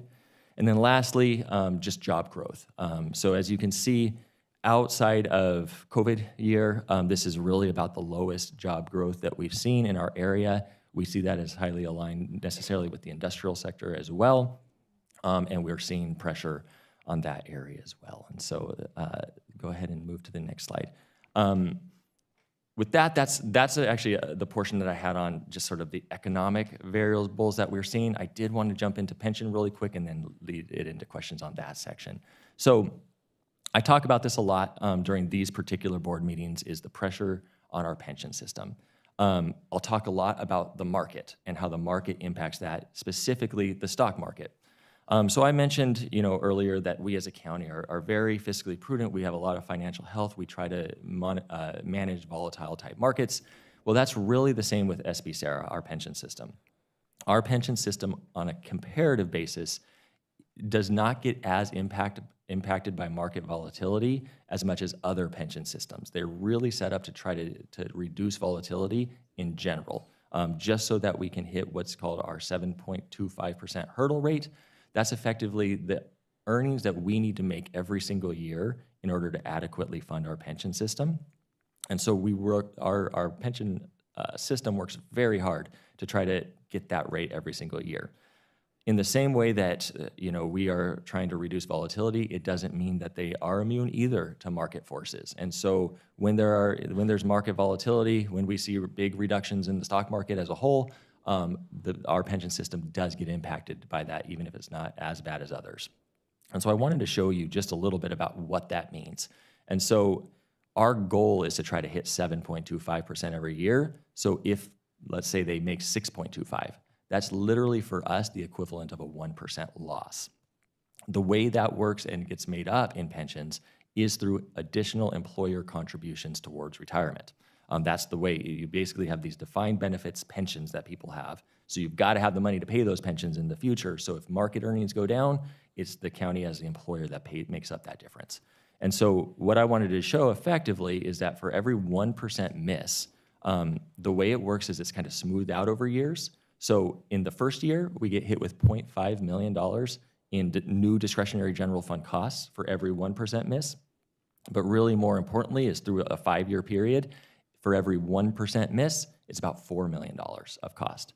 So we put a little slide here just to demonstrate, dollars-wise how that ends up working. So if you look at the 5%, let's just say it's literally if we make 2.25%, that's like a 5% loss. That would equal $20 million more in general fund cost going into the future. Just for reference, not that we plan for this at all, but during the Great Recession, we literally had the equivalent of this is 2008, we had a 25% loss in the system that year alone. That was literally $100 million in today's dollars, $100 million ongoing in cost that we were having to take care of at that time. So it's just something we pay a lot of attention to. That is why when we talk about the market a little bit, why it matters to us as a county. With that, I'm going to stop for a second to just take any questions really as it relates to the local economy and how it impacts our budget. Thank you, Matthew. Any board member comments before we proceed? See none, you may proceed. All right, great. If we could move to the next slide. So now what we want to do is I'm going to bring up Gilbert Ramos, Assistant Executive Officer, as well as Robert Saldana. They're going to talk a little bit about federal funding, but before we jumped directly into that, I did want to highlight, we're going to talk a little bit about HR 1. We're going to talk about federal funding as a whole within the county. What we're not going to focus on today is healthcare aspect of HR 1. That is not to say there's not a lot going on with healthcare right now, even as it relates to HR 1. We're focusing today on the human services side of things with regards to that. That is one of the areas that, one, hits our general fund a little bit quicker and more directly, but also we think healthcare alone is a very important topic. So our plan is sometime in May, we'd like to bring a workshop forward to the board just to talk about healthcare, but that's the reason why we're not including it in today's presentation. With that, I'll move into the next slide, and I believe Robert's going to help take over this slide. Thank you, Matthew. Appreciate the introduction. Good morning, Vice Chair and members of the board. I am Robert Saldana, Deputy Executive Officer with County Finance. It is my pleasure to be here to discuss the county's budget and discuss our general overall exposure to federal funding uncertainty. On this slide, it reflects out of the total sources that come into the county, totaling $10.6 billion. Almost 30% of that revenue is funded from the federal, state, or other government entities. Of this 30%, or $3.1 billion, $2.4 billion with a B comes from some of our core health and human service departments like ARMC, Human Services, our Department of Behavioral Health, and our Department of Public Health. That gives these departments the most exposure to programmatic policy changes that come from the state and federal government. And that brings us to HR 1, passed by Congress and signed by the President in July 2025. HR 1 introduces significant changes that can impact those 4 departments. And today, like Matthew said, we're going to focus on the CalFresh program within HS administration because that presents the most immediate potential impact to the general fund. And with that, it is my pleasure to introduce AEO Gilbert Ramos, who I have the pleasure of working with on monitoring the impacts of HR 1, and he's going to provide a high-level overview of the program. Thank you. Next slide, please. Good morning, Vice Chair Baca, members of the board. Gilbert Ramos, Human Services Assistant Executive Officer. And as mentioned on July 4th in 2025, HR 1 was signed into law. And there is a variety of impacts that changes the way CalFresh and Medi-Cal is administered and the rules that affect the customers and the manner in which we have to fund the programs. So the first 3 bullets that you see on the screen here, we'll talk about the way that impact customers. I'm not going to go too much into details here about these 3, but these are going to be ways that changes the manner in which customers are going to be eligible to qualify for and have the ability to maintain eligibility to CalFresh benefits. While I'm not going to go into details on them this morning, I do know that we are working on them, we're aware of them, and we continue to make sure that we communicate the changes with our staff, with our customers, and be in communication and collaboration with our state partners to ensure that we're prepared for them. Since the beginning, on July 4th, when I started seeing these changes and the impacts HR 1 was going to have, I try to be a good partner with local directors in other counties, as well as at the state level with County Welfare Directors Association, just making sure that we're being ready to assess, prepare, and plan for these changes and being ready to respond appropriately to them. So moving into the next bullet, and this is these next 2 bullets is where we talk about the impacts to the budget, and particularly net county cost. And it's going to be a little bit technical, and I'm going to do my best to explain them to where they make better sense. And so let me start off with the first one being the county share to administrative cost. So historically, there's been a share between the feds, the states, and the counties in the manner in which we share the administration of CalFresh. Then this is just the administration of the program, not the benefits, the administration of the program. And historically, it's been a 50-50 share. And the 50% is the feds and the other 50% is the state. And the 50% of the state share is split between us, the counties and the state at a 35% state, 15% county.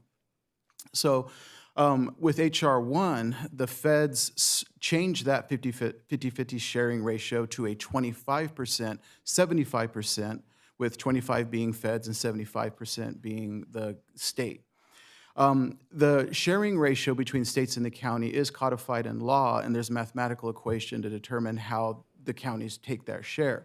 And so immediately there is a law that 75% is now shared with the counties, and the 75% is split now 52.5% state, 22.5% counties. So with that, we see an immediate increase of 7.5% increase to our 15% that we already have. So we now have a 22.5% share of the CalFresh administration. We're estimating that this is a net county increase of about $10.7 million in ongoing years. The first year, because it is effective October 1st with federal fiscal year 26, that's October 1st of 2026. The first year would be prorated, but ongoing, this would be a net county cost that just to maintain the program. This is not to grow the program or expand the program, it's just to maintain the status quo of the program. So that is our first impact to the budget. So moving on to ask a question on that one. Yeah. So I mean, if you do 7.5% is 10 million, so it's basically $1.5 million per percent. So it was costing us 20 to 30 or 15, 20 million right now, currently to manage it. And I'm wondering what some of those admin fees are. What does that entail? So the administration, I don't know the full dollars. I'm gonna maybe let Robert or Matthew explain the full dollars of the total admin costs that we're pitching in right now. But what admin fees primarily cover is gonna be staff cost, administrative costs like rent for the buildings, things to do the business of CalFresh, administering the CalFresh program. But the overall dollar amounts, maybe. The supervisor, sounds like your math was actually pretty good as far as, I think that was a good math sort of perspective. So Yeah, we're going probably up around about- 20 about- million. so we're going We don't about have that 30% dollar, right but now. yeah, I mean, Yeah. it seems like you're probably pretty close just for our share, remember, of So those that's costs. quite a But yes, hefty program. Yeah. Thank you. All right. So moving on to the next bullet regarding the financial penalties for payment errors. Now, this is a brand new concept that was introduced in HR 1, and it is a little bit of an interesting one because historically the federal government has always paid for the entire amount of the CalFresh benefits. These are the benefits that are given to the customers on a monthly basis to buy food at the grocery store and things of that nature. So this bullet introduced an idea that based on a state's payment error rate, or PER, the federal government introduces a penalty to the state to where the state has to pay a share of the benefits, which is something that's never happened before in the history of the CalFresh program. So with HR 1, there is a tiered penalty structure in which states with a PER of 6% or less would not have to pay a share of the benefits.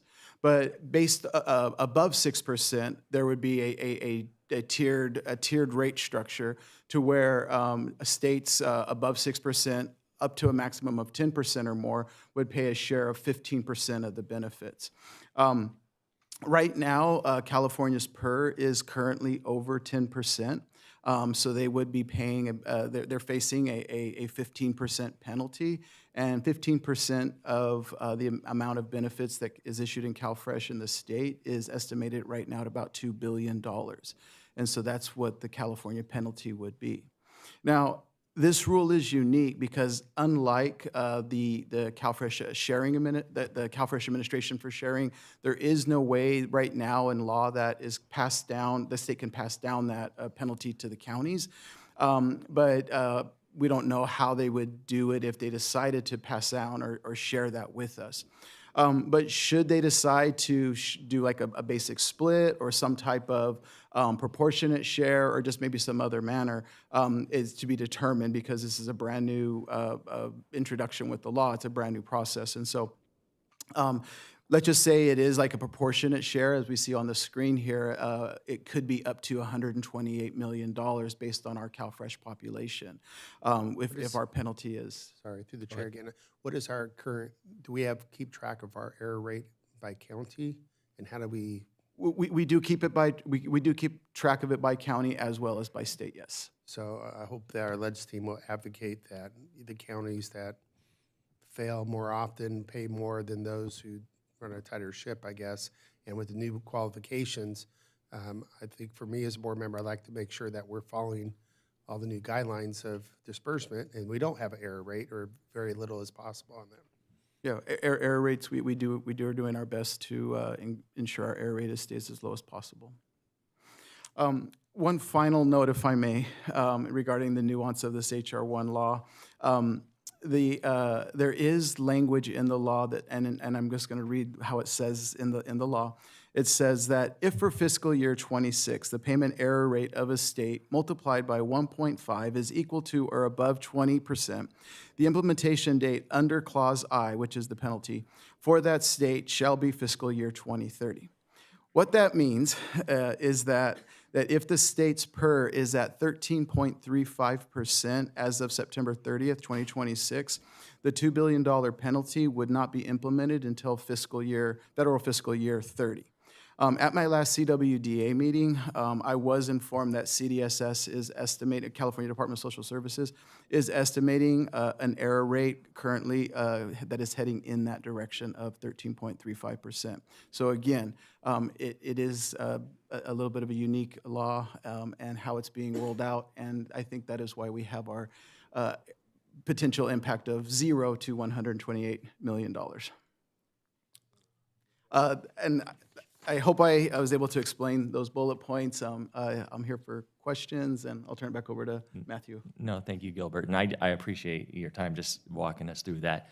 What I really did want to highlight as well, Vice Chair and board members, is the reason we have 0 to literally 128 million on this particular slide is because of those unknowns. We don't have a state that the state has not passed any legislation that would pass on these dollars at this point. So it literally could be the state deciding to take on that $2 billion in cost, although we aren't projecting that. That's a possibility. But then at the flip side, the $128 million would literally mean that the state doesn't share in any of those costs, and instead they passed on 100% of those costs onto all of the counties, which I also don't think is necessarily reasonable. It was just to show you a range of potential possibilities of what we were seeing. So thank you guys very much. Is there any questions for Gilbert or Robert? I believe our CEO, Luther Snoke, has some comments. The Colonel has it. Gotcha. Oh, pardon me. Colonel? Yeah, I appreciate the brief and everything like that. And, now that I'm back here, I truly believe the oldest saying, never trust the damn feds when it comes to money, because they're going to pass it on to you. And I know I was guilty of it when I was in Congress. And it's this constant battle of the share, particularly when budgets are tight and everything like that. Can we fight what share we get from the federal government? We're kind of a small player in this against the big dogs there, aren't we? Well, I want to hear how you're going to answer this. I'm saying I don't want to pay him. Now, when I was in Congress, that's a different story. But it just seems that we're going to get hit again, right? The way I would try to respond to that is that the HR 1 is written as a sharing between state and fed, not the counties. So, I mean, if in regards to us being a little dog, if you will, we're not even really invited to the show at this point because of the way HR 1 is written. the sharing that we have is us in the state. And so the 2575, counties aren't even mentioned in that. There are some states in the nation that are fully ran by the state, and they don't have counties that administer the CalFresh program. The state administers the CalFresh program. In California, the counties administer the CalFresh program based on the state constitution, I suppose, and that is, based on that is a manner in which we have that cost sharing in law that describes how the states and the counties collaborate to administer the CalFresh program. Thank you, Gilbert. CEO Snow. And so our battleground is at the state level. That is where we are working. I mean, this is a huge topic with my peers right now. We are talking about this. I'm hearing words like devastating and catastrophic if this was to be implemented to the fullest extent possible here. So we are advocating very, very hard through our associations at the state level to influence how the state applies these, because it could be devastating. We are in a good financial situation as a county. Not all counties are in the same financial state that we are, and this would be significantly impactful to us. It could be catastrophic and devastating across the state. So there has to be something worked out here in order for this to work. But understanding too, the state is burdened with this as well, and they're trying to figure it out. So it is a hot topic. It's why we're spending the extra time on it today, is really to help inform you as far as what we're working on, and not just us, across the state, really across the nation, but across the state, trying to figure out what the impacts are going to be and what we are going to need to do to address them, and what we need to do now to advocate and explain what this would mean should the state fully implement and pass down to counties these costs. So, and there's a weird, just to address it, it's a weird moment right now because in theory, the state having a worse error rate could actually be beneficial. So that's counterintuitive as well, but that's based on how the law is written. So actually being worse for a moment could be better, but that, I mean, that just goes against my personal nature of we need to be improving and doing a better job. So there's a lot to work through, a lot to figure out. You know, we have put Robert Saldana from Matthew's team over to work directly with Human Services to work through this because it's such a big issue. So he's diving in, working with Gilbert, and they're trying to solve this and figure out what it means for us. Thank you, Mr. Snoke. Any other comments or questions from my colleagues? You know, I just want to thank staff for really bringing this to our attention. You know, I think, you know, one thing is the financial risk. We want to make sure that we're financially solvent and keeping an eye on it. But the other thing to keep in mind is, I mean, people are hurting. People are having a challenging time, you know, financially. The cost of gas, the cost of living is really, really going up. And I believe there was a statewide poll. Number one issue in our state is the cost of living. So this is something that's near and dear and critical. I want to thank staff for advocating with the associations. I know that Gilbert's going to be testifying.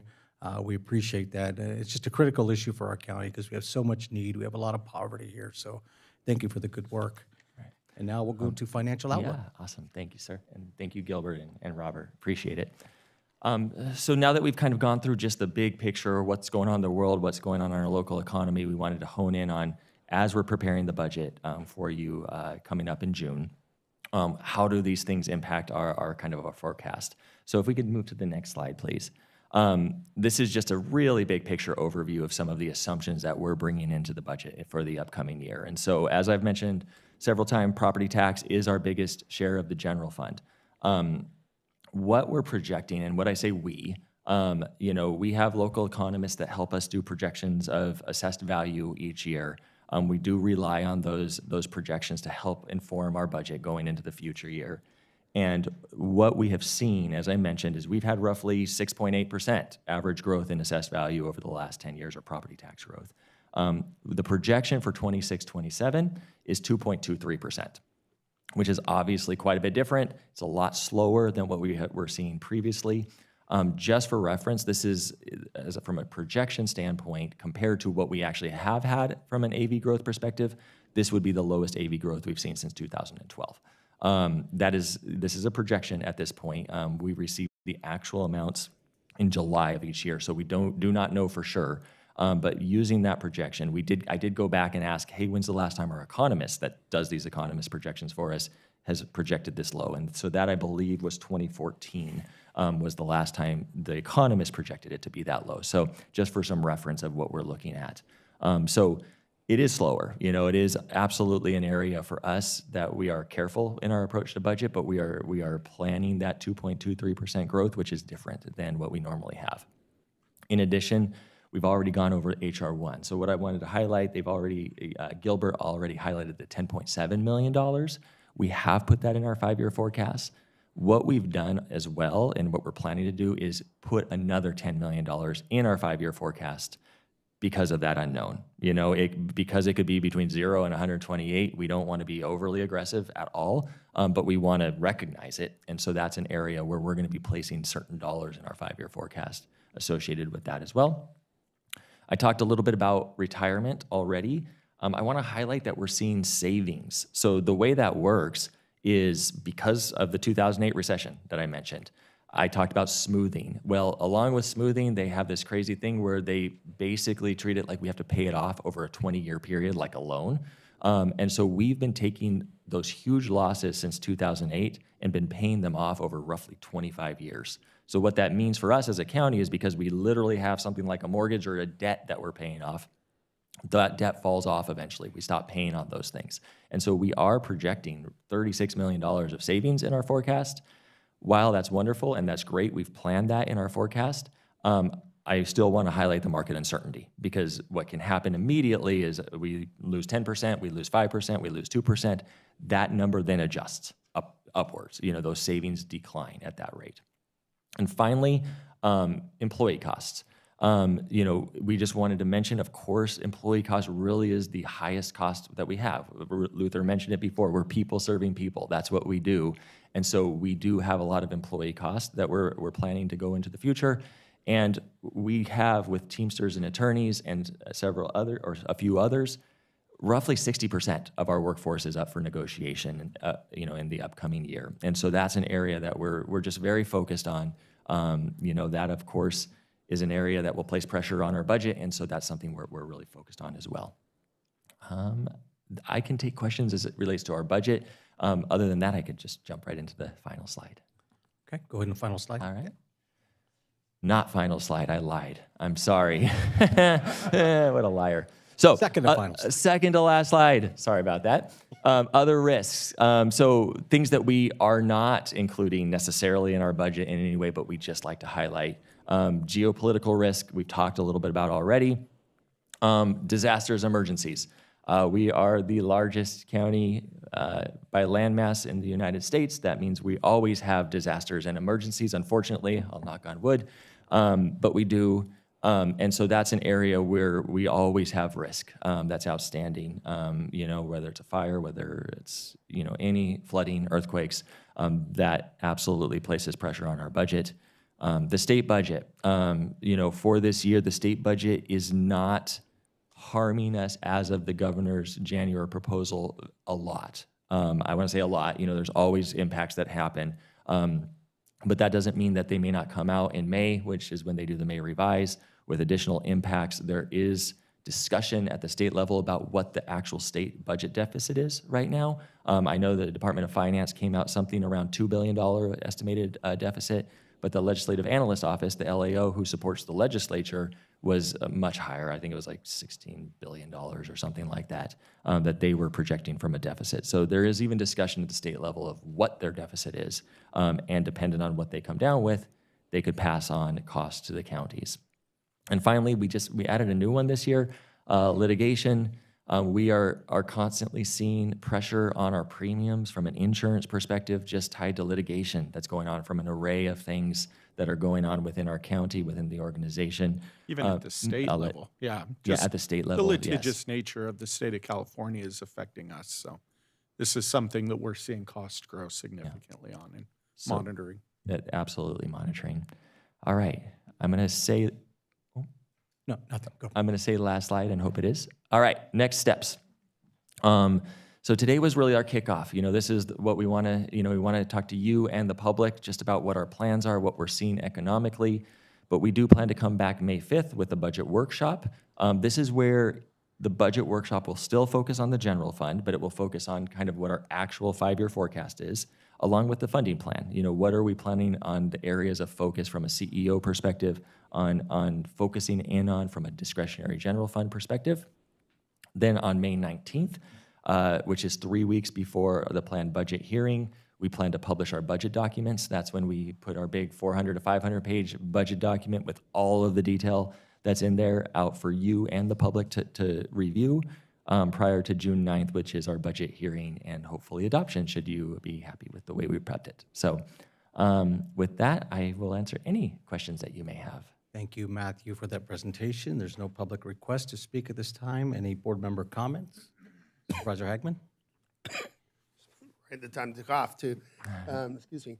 I just want to say congratulations. I mean, this one thing that you've done, Matthew and Luther, is you put a really steady hand on the tiller, plan for the worst, hope for the best, and keep going through. And it seems to be really effective for us the last decade I've been here.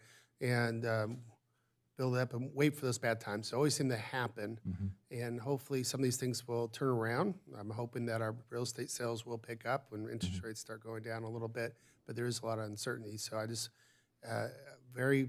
always refreshing that we always have a very conservative budget going forward, and we can adjust later if things are not as bad or better than we think they are. But thank you for the effort.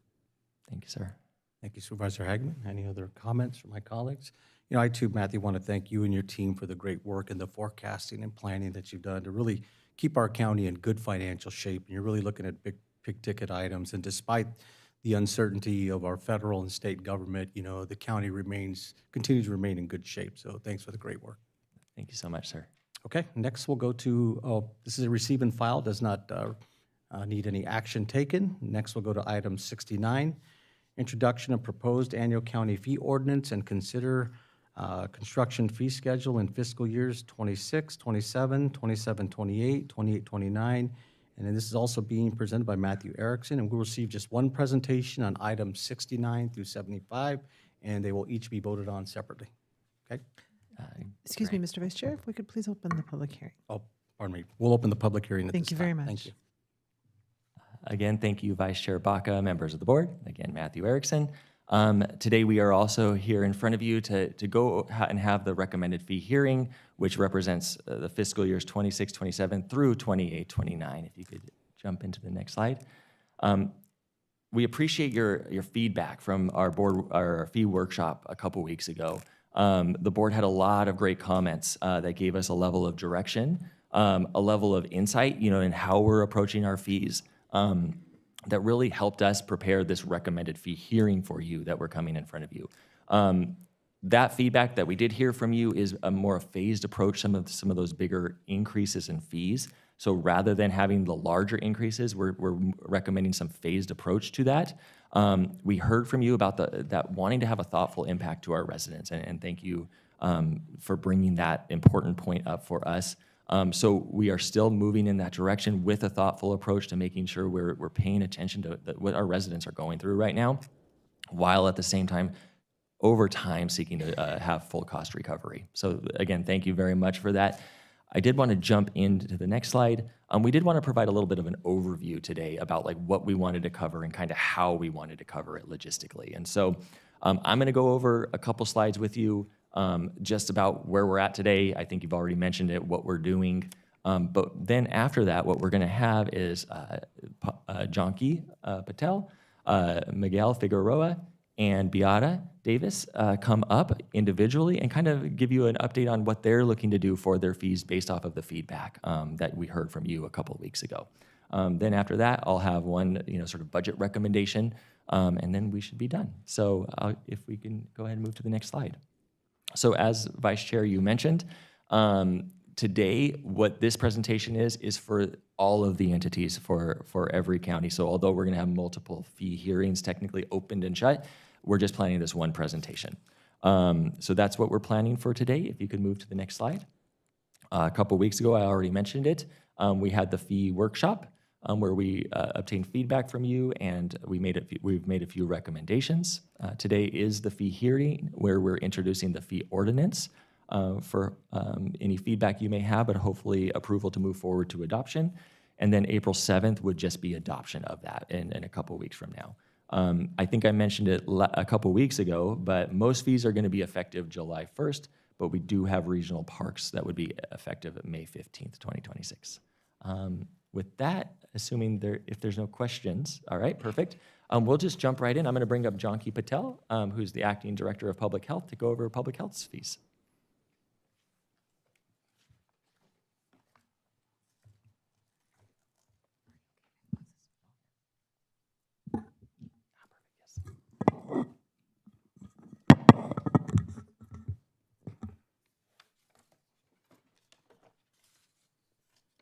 Good morning, Honorable Vice Chair, members of the board. My name is Janki Patel, and I am the Acting Director for the Department of Public Health, and I appreciate the opportunity to be here.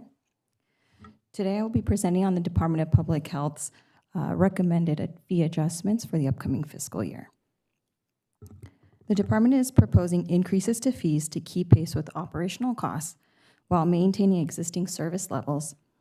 These adjustments apply to 107 existing environmental health services fees, along with 32 existing animal care fees.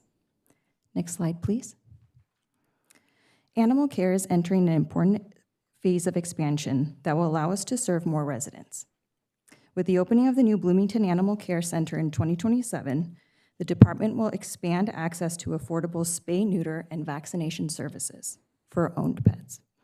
This will be for These services will be for residents in both our incorporated and unincorporated areas of the county.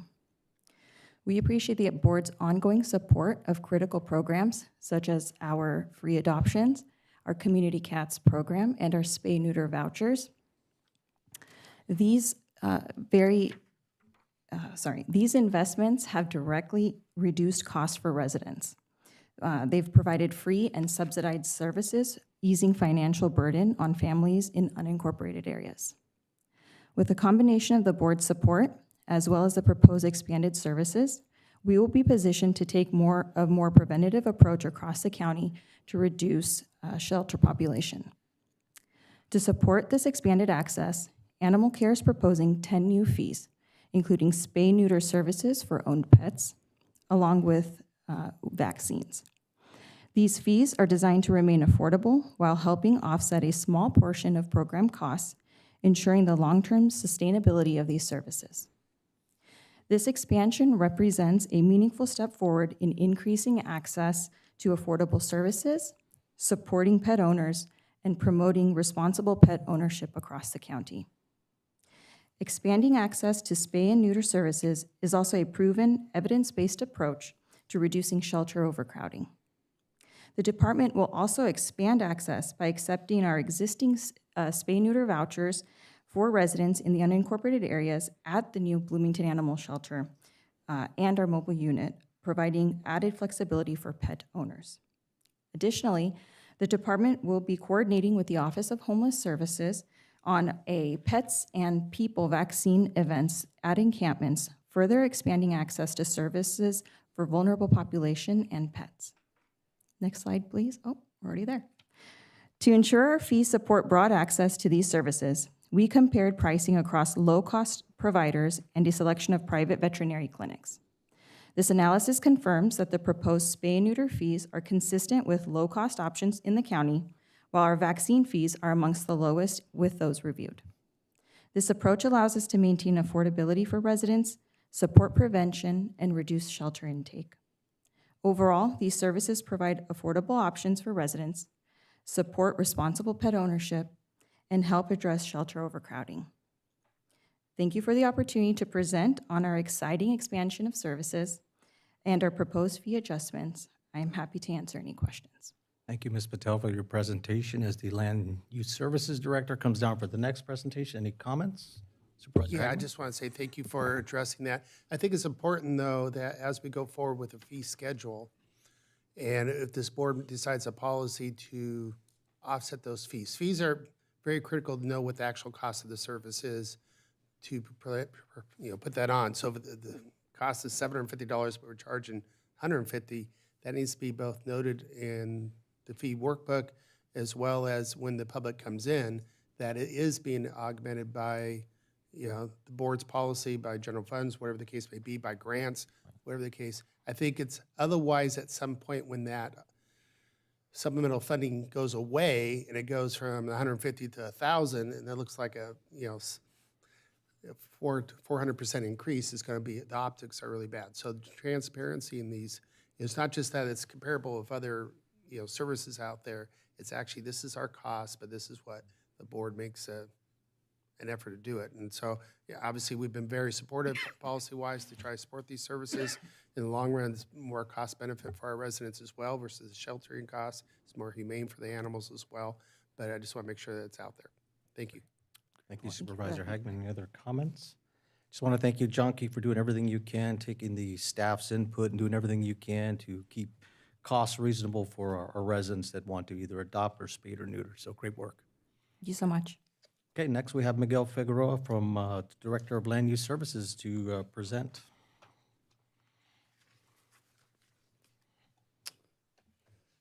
Hello, Vice Chair Baca, members of the board. Miguel Figueroa here, Land Use Services Director.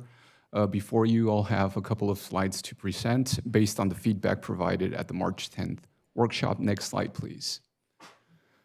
I do want to share with you that we were able to take in your input and provide a recommendation for the following. For our next and upcoming fiscal year, we are looking to cap eligible fees for building and safety, land development, code enforcement, and planning at 8%. This would be rounded down to the nearest whole dollar with the exemption of 4 classification hourly rates necessary to achieve full cost recovery. As it relates to new fees, we're looking at adding 3 new fees for hourly rates in the schedule of charges. We would also, as I believe I touched on in my participation on March 10th, reorganize geotechnical and geology report fees to align with the department structure. I do want to point out that for the 3 proposed new fees, this is intended to fully recover the service costs provided by the 3 position classifications that are newly established. Or in this case, it could also apply that they were previously recorded through indirect costs. Next slide. To build off the recommendation and lead of our CEO Finance Office, we are looking to apply a standard fee inflator of 3% for the following 2 fiscal years in 2027-28, 2028-29. This is going to be for eligible fees, and again, rounded down to the nearest whole dollar. I also want to point out something that's important here that I believe not only the board, but everybody in attendance should be aware of. Land Use Services is looking to undertake a comprehensive fee assessment. We believe that this is an important tool that we will have at our disposal as we plan for future fee considerations down the road. I would also like to share with you that we are looking to issue this RFP, possibly in the month of April, with hopefully having a date sometime in the summer to be able to award a contract for this ambitious assessment that we're looking to undertake. With that said, I also want to share with you something that I took from the March 10th workshop, and that is making sure that at Land Use Services, we are open, that we communicate with industry on the things not only our board is recommending, but the opportunities that land use has before us. As a result of that, in the past 7 days, myself, along with Assistant Director Bustamante, and the division chiefs, Solomon, Nunez, Gonzalez, and Marstall, we've met with the Building Industry Association representative, in addition to a representative from the National Association for Industrial and Office Parks, with the intention of sharing that LUS is open for business and development, and that we're following on the direction our board is providing for this fee exercise. Next slide, please. Before I take any comments or questions, Vice Chair, I just want to say thank you for the collaboration and support of the CEO finance team, in addition and including our DEO for Land Use Services, Robert Saldana, and our financial analyst, Ileana Rodriguez. Thank you. Thank you, Miguel, for that presentation. Any questions or comments from the board? Okay, seeing none. Thank you so much. Next, we'll have a presentation from Regional Parks, Beata Davis, our director.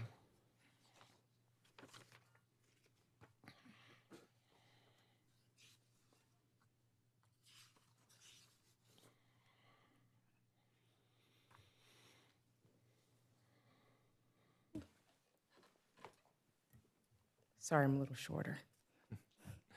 Good afternoon, Vice Chair Baca, Board of Supervisors.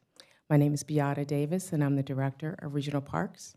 And I'd like to thank you for the recommendations that you made at the last board meeting, and as well as the feedback that you provided us that allowed us to make these changes to our fees. We have 3 slides that I'll be presenting to you, and I would encourage questions at the end of our presentation. Next slide. Oh.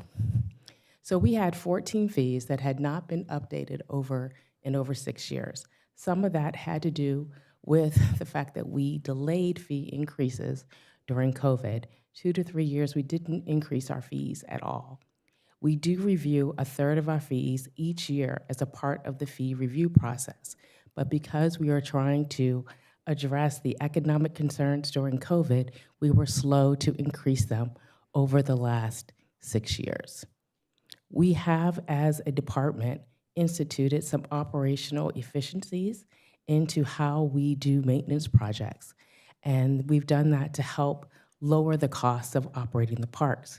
What we've done is we've increased staff training, and we've also purchased new equipment that helps our staff be able to implement and accomplish maintenance projects. This also keeps us from going out to, excuse me. Thank you. This also helps us lower our use of outside vendors to do work at the parks. Next slide, please. In response to your comments and feedbacks, yes, thank you.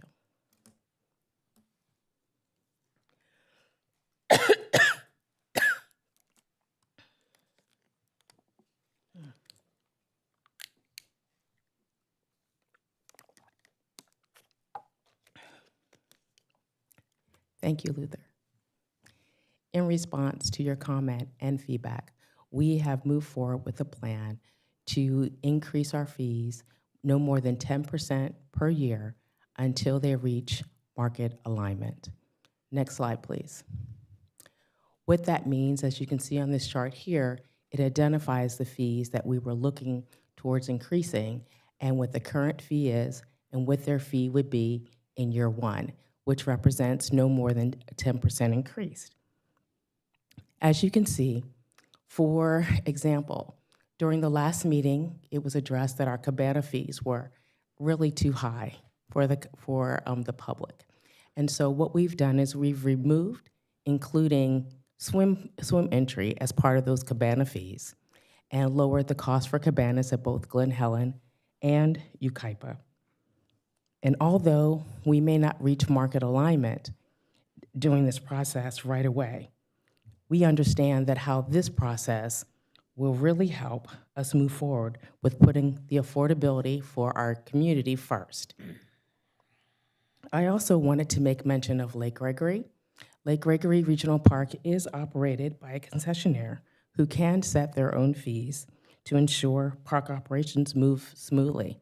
However, they have agreed and have been practicing that the Crest Forest Senior Center does use the San Moritz Lodge at no charge for their senior lunch programs. And when they use the Moritz Lodge for their special events, they pay at the nonprofit rate. Next slide, please. That concludes my presentation. I welcome any questions. Thank you, Director Davis, for that presentation. Any comments? Supervisor Hagman? I'm always at the wrong time here. But yeah, thank you for adjusting the fees and doing great work with the parks.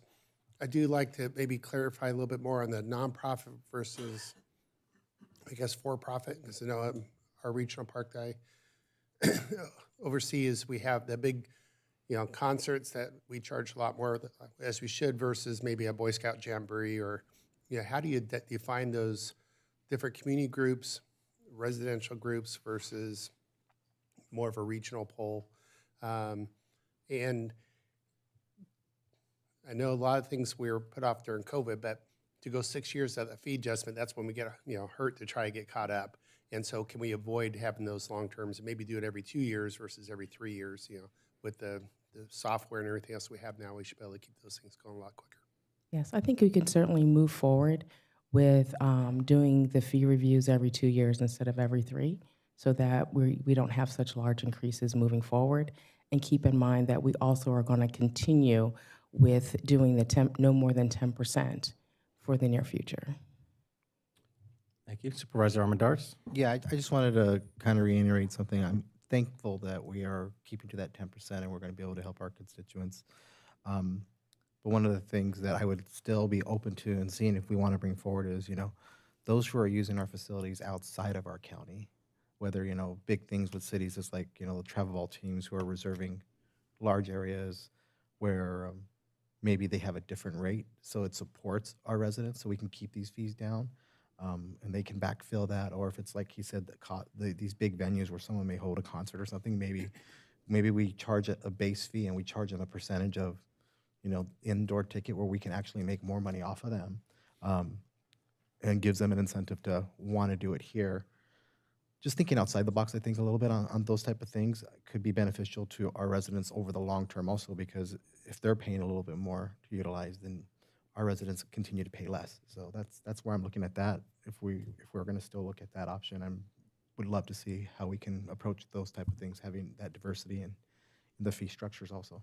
So we can certainly work with Matthew and his team and county council to determine what we can do moving forward with those types of discounts. Thank you. CEO Snow? And just one thing to mention too is part of the process, we do still calculate the full cost recovery number. So even though we're stepping this in at 10% a year, if there's an interest to know, like, hey, what should we be charging maybe to other groups, we have that data, we could calculate it and bring forward the fees in the next cycle that would differentiate that for in-county versus out-county or certain types of groups. So the work's been done. It's just a matter of, we're trying to be mindful of the feedback that we've received, but we certainly have the data that we could put in those different fees if that was a desire.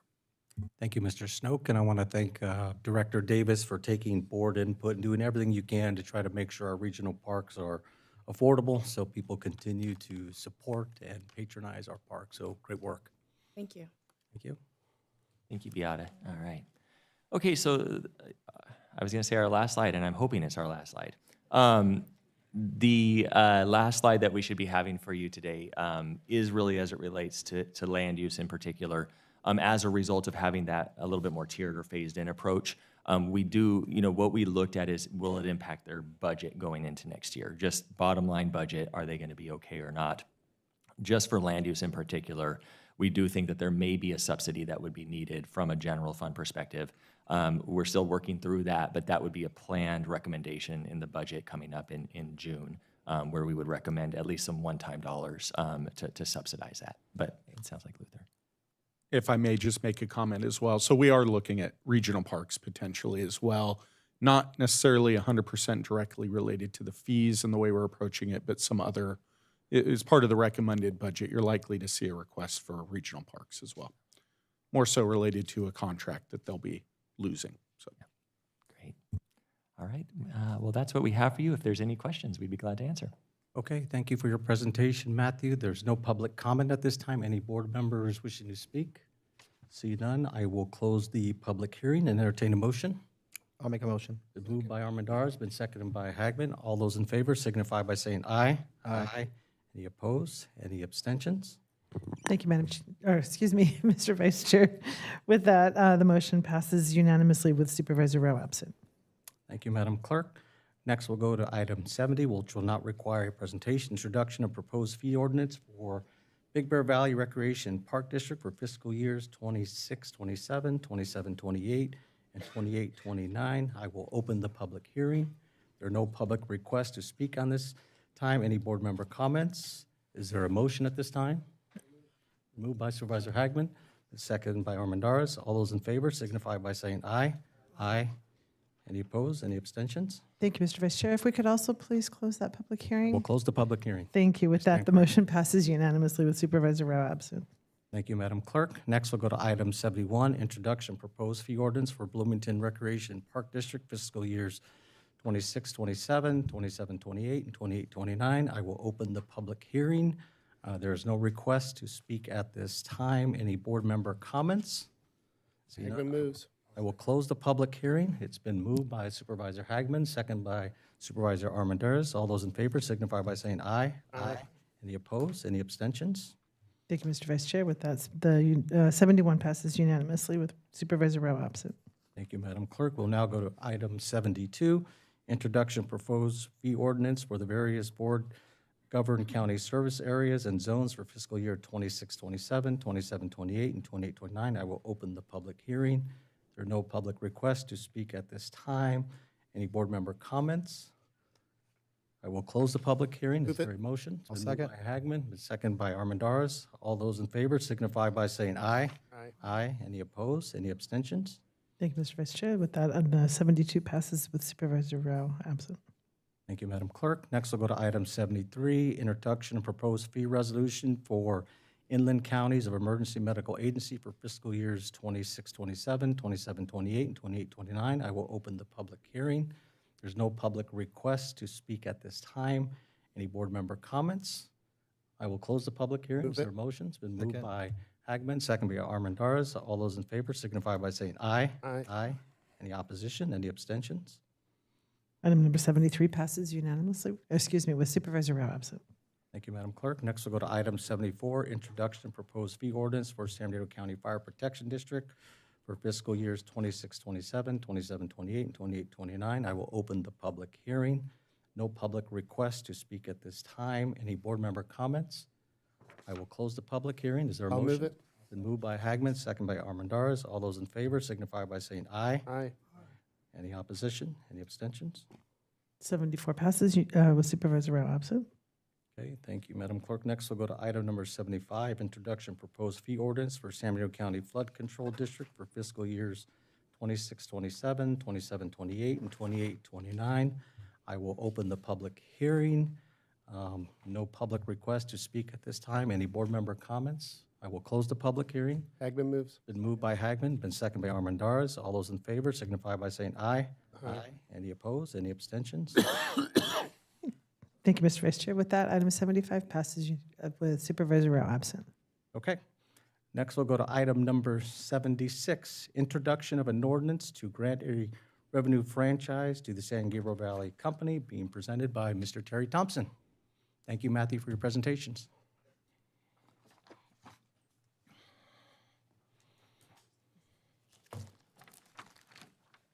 Yeah, we'll now open the public hearing. Good afternoon, Vice Chairman Baca and board members. Terry Thompson, Director of Real Estate Services. This presentation is for an ordinance for granting a revenue franchise to San Gabriel Valley Water Company. Just a few slides. If you have any questions, glad to welcome them at the end. This introduction, this board item introduced a proposed ordinance granting a water revenue franchise and franchise agreement to San Gabriel Valley Water Company, SGVWC. In general, a franchise is an agreement between the county and a utility company to use the county's public roads and rights-of-way. SGVWC serves the Fontana area and the surrounding unincorporated areas of San Bernardino County. Pursuant to County Code Section 14.0701, the county may grant franchises along and over public roads and rights-of-way within the unincorporated areas of the county for all lawful purposes. As a background, on August 21, 1944, the Board of Supervisors adopted ordinance number 553, granting a 50-year franchise to Fontana Domestic Water Company. This ordinance expired in 1994. Special districts created the franchise division in 1997 and has been in negotiation since 1998. SGVWC continued to make timely annual franchise fee payments.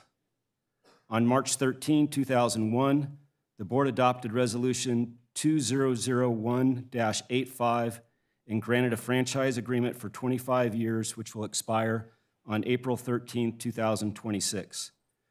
On February 24, 2026, the board adopted Resolution number 2026-21, declaring its intent to grant the franchise agreement and scheduling a public hearing on March 24, 2026. Next steps. Approval of this board item will grant SGVWC a water franchise agreement to operate within the county's public roads and rights-of-way for a period of 25 years. This approval will not impact ratepayers in the county's unincorporated Fontana area. Revenue to the general fund is expected to be approximately $245,000 annually. If approved, this ordinance granting the franchise will be placed on the April 7, 2026 consent calendar ahead of April 13, 2026 expiration date for final adoption and will take effect 30 days thereafter. That concludes my presentation. I'm available for any questions. Thank you, Mr. Thompson, for that presentation. There are no public requests to speak at this time. Any board member comments? Just one brief one. The franchise fee is roughly, not very much, I guess, to the county. Is that been holding steady with inflators over this period of time? I can get back to you with the answer to that. I believe so, but I don't know that for a fact. Yeah, just curious to see if it's gone up. $245,000 annually is not a lot. So I'd just like to see if it's been at least going up over a period of time. Thank you. Any other board member comments? I would just say if we want to relook at this is the time to look at that amount. How critical is it that this passes today, Terry? Do you know that? Well, it expires, so we would miss the expiration date if we didn't get it today. That's something that we should be always keeping an eye on as our fees and costs for administrating going over has increased quite a bit. That's something we should know going forward, but I won't hold it up today. I'll pass it. Is there an inflator built into this one or no? I would have to get back on that. Sounds like it's a pretty flat rate, just based on the presentation. Yeah, I know we discussed that this covers our costs, but plus on this one, but this is the time if we were, it's a long-term contract. If we wanted to look at that, this would be the time, but it does sound like there is a level of urgency to pass this today, so. Okay, well, I'll move forward with approving it also. Okay, we will now close the public hearing. Is there a motion to move this item forward? I'll make a motion. Moved by Armendariz, I'll second. second by Hagman. All those in favor signify by saying aye. Aye. Any opposed? Any abstentions? Thank you, Mr. Vice Chair. With that, item number 76 passes with Supervisor Rao absent. Okay, thank you. That concludes all of our action items. Now we'll go to general public comment. Our first request to speak from the Joshua Tree site is Eric Menendez, and then we have from the Hesperia site, Irene Norman and Larry Cermak.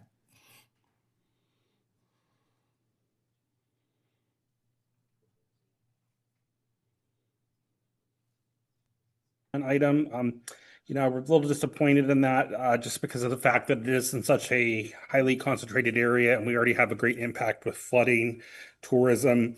We had the tragic auto accident where the young mother was killed recently, and an incident a couple months ago where a car careened through the intersection and almost rolled into the Joshua Tree trading post. But I'm hoping moving forward, the project, whatever goes there, will be responsibly developed. I do want to quote Supervisor Rao when she came out to meet with me and a group of representatives from Yucca Valley, 29 Palms, where we were talking about the impact of tourism in Joshua Tree.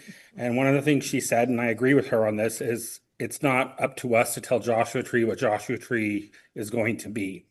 And on that note, I think this is a prime example of why we need something like the municipal advisory councils, which were eliminated several years back. As the people filed out after that item and the next presentation was beginning, I saw about 4 people go to her rep, Glenn Harris, and they were kind of upset and talking, and we couldn't hear what was going on with the next item because they were saying that they felt like the county didn't communicate with us and let us know. And Glenn Harris's response was, well, it was on the website. It was on the website. And I know Supervisor Rao on some prior land use decisions has said that they want to try to make more of an effort to communicate with the citizens here. And I think that's a great idea, and I hope we can do that moving forward. And lastly, just on that budget item, you guys were talking about how healthcare is not included. I spent a little over a year on the Morongo Basin Healthcare District Community Healthcare as a board member on that district. And I've sat through a lot of these presentations on what HR1, the cuts that are coming to healthcare, which will affect our ability to care for our residents here. And it's impactful. And I think that this is of significance when you guys do the presentation on, coming in July on healthcare, that you look at this, because I'm sure you've all heard what happened in Blythe with their healthcare district and what happened to their hospital.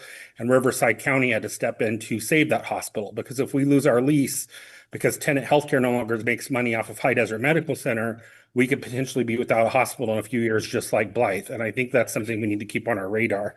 And that's pretty much it. Thank you for your service and have a great day. Thank you. That concludes our Joshua Tree comments. Next, we'll go to Hesperia, Irene Norman, then Larry Cermak. Thank you.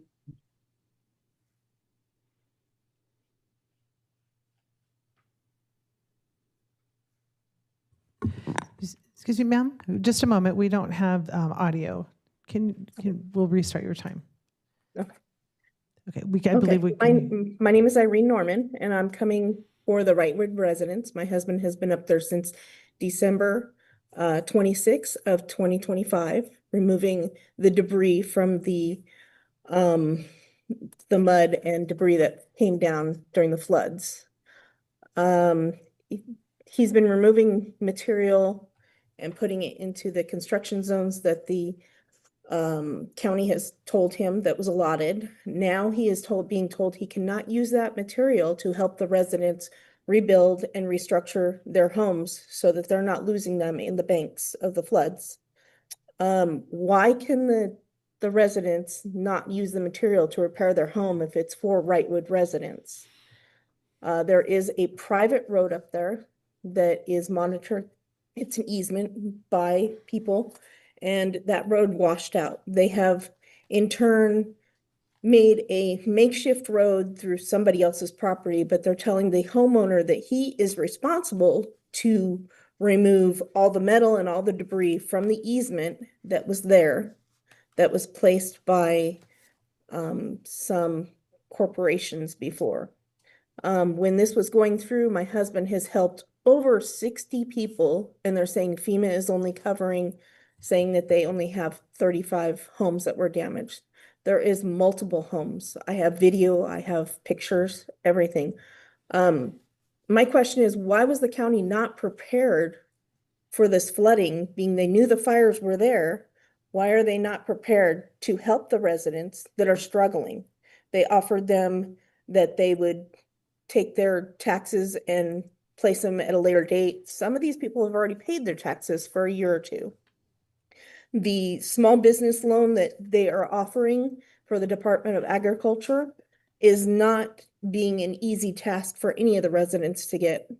We have a person that we know, he's been there 6 times, and they're making it harder and harder for them and telling them they weren't on a list. Now he may be getting it, but we don't know. My question is, where's the support for Wrightwood and the communities that do not have the help? The county is supposed to be there placing things so that they're safe, but they can't even put the dirt back in case they lose their home. So I would like some follow-up on this for Wrightwood, that they do something for the town. The town has been through enough. We've been up there every time. We are actually a Hesperia resident, but my husband has been up there every time that something goes on, whether it be snow, the floods, the fires, anything. And we have our backhoe and a dump truck that are private owned, but he's up there helping the residents. So I would like to know if the county is going to let us. That's time. use. Thank you for your comments. Next, from the High Desert, Larry Cermak. And then here in the chambers, we have Quincy Carlisle, Shalita Zinda, and Vaughn. Larry Cermak from Wrightwood, and I'm sorry, I'm new to this process and I didn't understand the time limit. And so I was not able to get to my real point earlier. This is sort of a follow-up of what the previous speaker had talked about. I have that Valley View Road that was washed out in the Christmas Day, Christmas Eve flood, and I have an obligation to restore that road since it's crossing my property. The big issue is I'm not asking for financial help from the county. I have applied through the Small Business Association administration, and I don't know where my application is. I don't know if they're going to be able to help me at all. But the big issue is my main expense is the material, because the big flood that came through the Swarthout Creek, which has taken away the big sections of the Valley View Road as well as the culvert, I need to replace that material.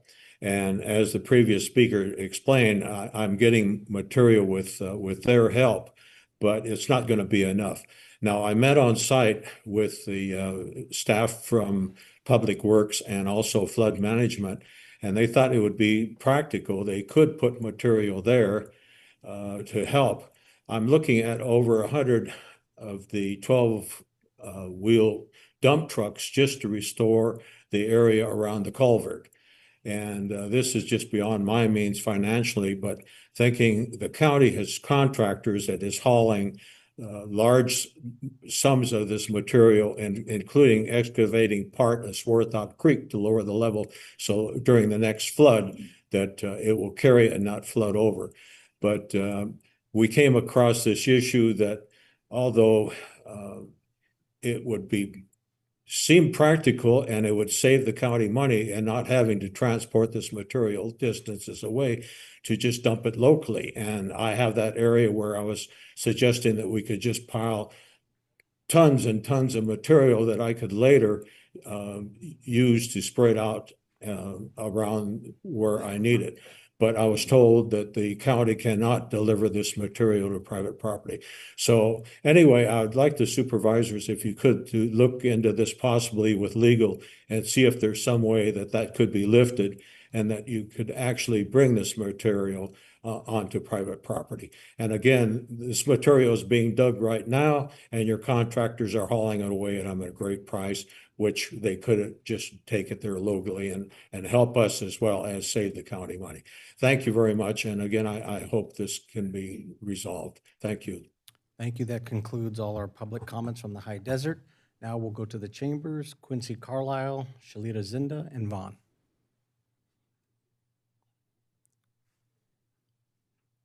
Okay, they're outside. Yeah. Quincy left? Okay, we got Shalita Zinda, then Vaughn, and then Karen Contreras.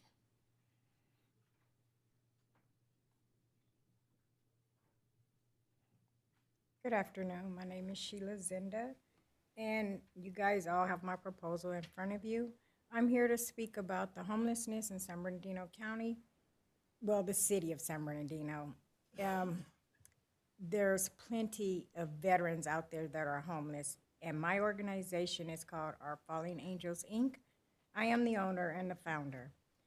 Our Fallen Angel, Inc. is dedicated to helping homeless male veterans between the ages of 24 to 65 transition from temporary crisis to permanent stability through housing, transportation, technology access, and supportive service. According to the 2025 point in time, about 6% of San Bernardino County's unsheltered homeless population are veterans. The county had roughly 3,800 homeless people in total, which means you're looking at around 200 to 250 homeless veterans in the city of San Bernardino. The computer training will be used for clients to access benefits or for educational purposes. A vehicle is needed for transportation to medical appointments. Our Fallen Angel, Inc. is looking for funding to purchase the facility, the operating fund, and as well as vehicle transportation. And I thought I would bring that up because there is so many homeless people out here in San Bernardino. I have like 15 grandkids, and I can't even take them to the park to play. So thank you guys for listening to me and allowing me to speak. I look forward to you guys supporting me.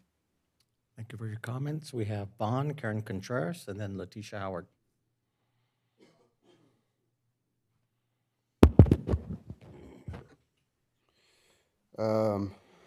This is my 5th time appearing before this board about the same issue. And this is no longer just an individual problem. It's a clear pattern of systemic failure and corruption. I maintain a safe, stable environment, yet your department continues to rely on false and outdated information, acting outside of court orders and ignoring corrections. Decisions have been made in court without my consent, and actions affecting my children have been taken without my permission. I am forced to wait 6 more months without my 6-year-old son, while still seeing my almost 6-month-old son in an office due to these due process violations. I cannot raise my children as I should, and I cannot be present in their lives because of your failures. Excuse me. This is a direct violation of my constitutional rights. This is not just about me. This reflects a broader issue affecting others dealing with the same systemic failures where families are forced to repeatedly defend themselves against inaccurate information and ignored corrections. This is a pattern that requires oversight beyond this county. The matter is already being prepared for federal civil rights review through the U.S. Department of Justice Civil Rights Division and an independent audit due to repeated unresolved violations. I am requesting all records be preserved in a written response detailing corrective actions. Leadership, including this board, is accountable to the public. Correction systemic failure and disregard for rights will not go unnoticed. Since my community and I have been ignored and the same patterns continue with no accountability, it is clear that empathy and responsibility are lacking. With the same determination, we will exercise our vote in the upcoming June 2nd, 2006 primary election and the November 3rd, 2026 general election to support new leadership who will finally listen and act. This is now on record. After I leave here, I am ready to escalate fully through all proper federal and state channels until justice is served and accountability enforced. I will not stop until this is properly addressed. Thank you for your time. Thank you for your comments. Karen Contreras, Letitia Howard, and then Krisha Kale.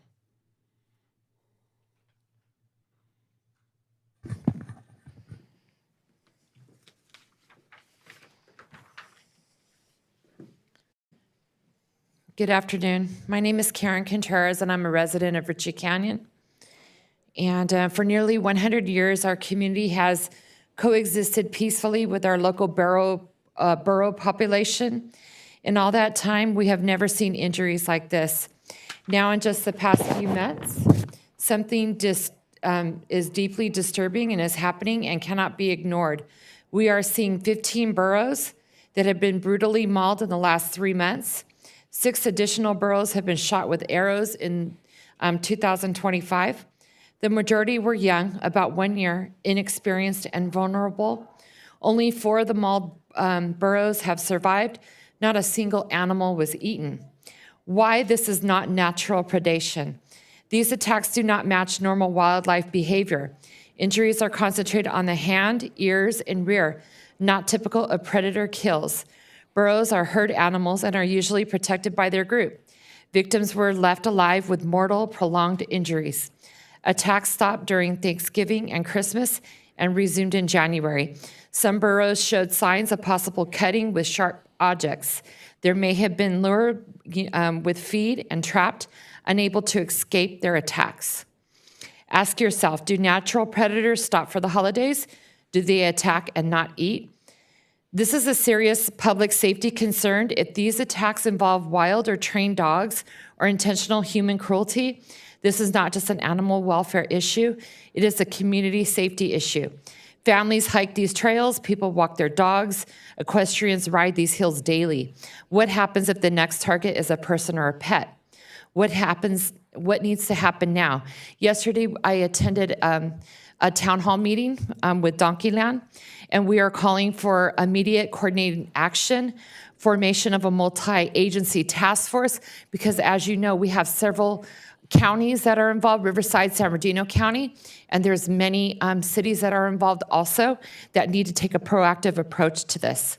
Deployment of mounted patrols, utilizing local equestrian groups, search and rescue and enforcement units, investigation into possible baiting, trapping, or organized animal attacks, ongoing support for the investigation currently being conducted by UC Davis and SoCal Equine Hospital. How can the community help?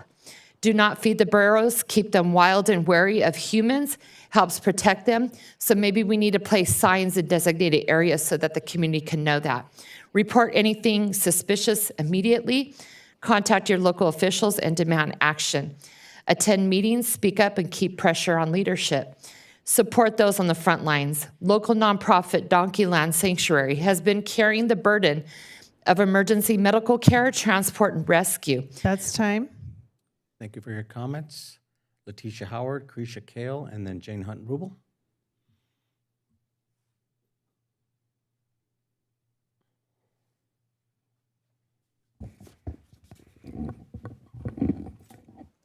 My name is Letitia Howard, and I am here again today, forced to repeat the same request we have been making for months without response or accountability.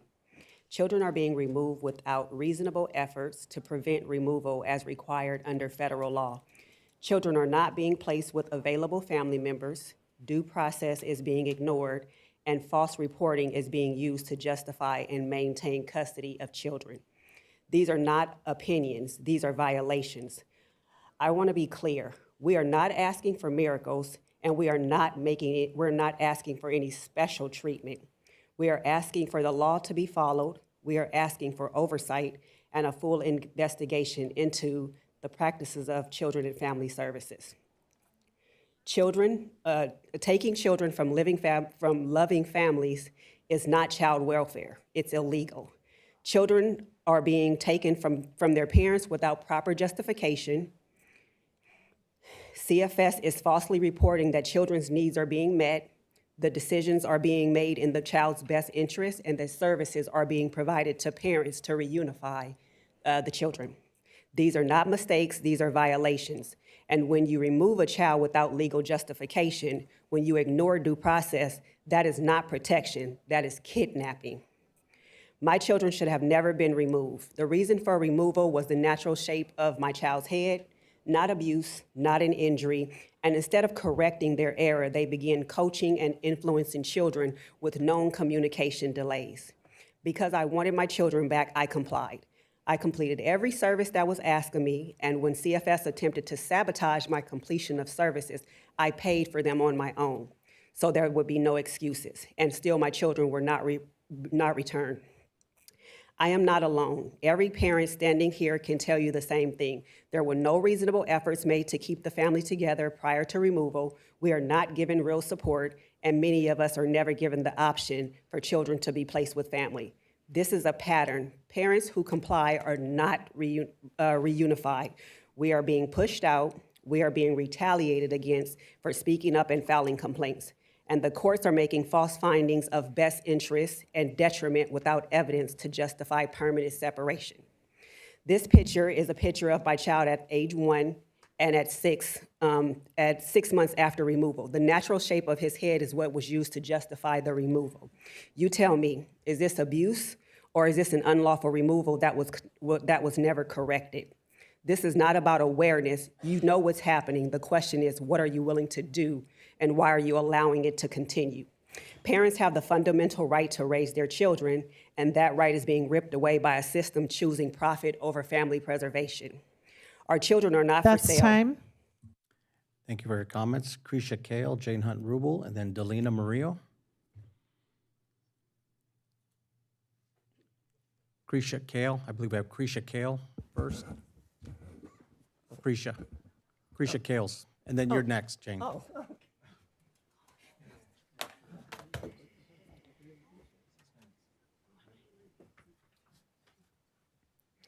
Okay, so I haven't prepared a speech for today. I usually come up here and prepare a speech, and I get no reaction.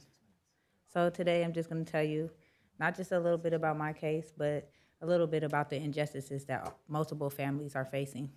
When we call the Board of Supervisors to advise them of things that are occurring in all of our cases, we're being told that they cannot do anything because they don't handle individual cases. Obviously, this is not an individual case. These injustices are happening to multiple people on a wide scale. One of the most important things that is happening is perjury, and it's being committed by CFS workers on a daily basis, and it's being signed off by Glasgow. And no efforts are being made to correct the record. Even once the acknowledgement is made of the mistakes, no efforts are made to the courts.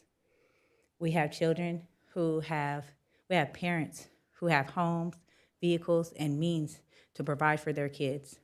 and they're not being allowed to go home because maybe they didn't benefit from services because the social worker feels like they didn't like that parent's tone.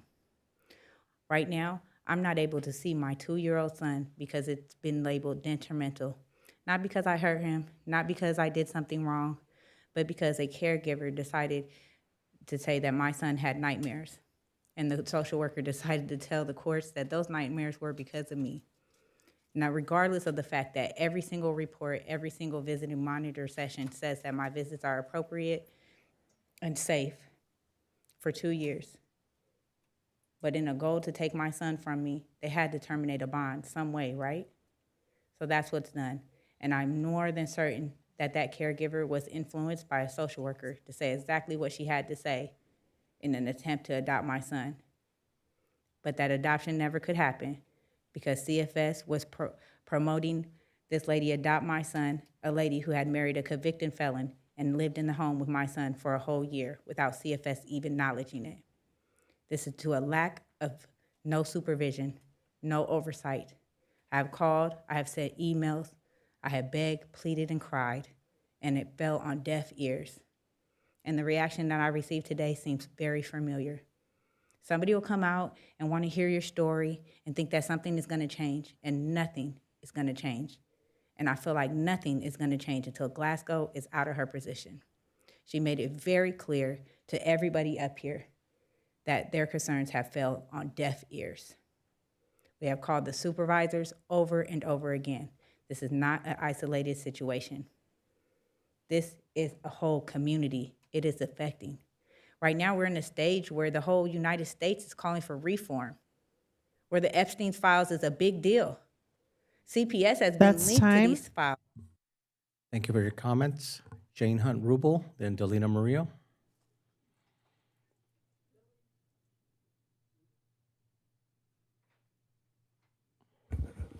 Finally.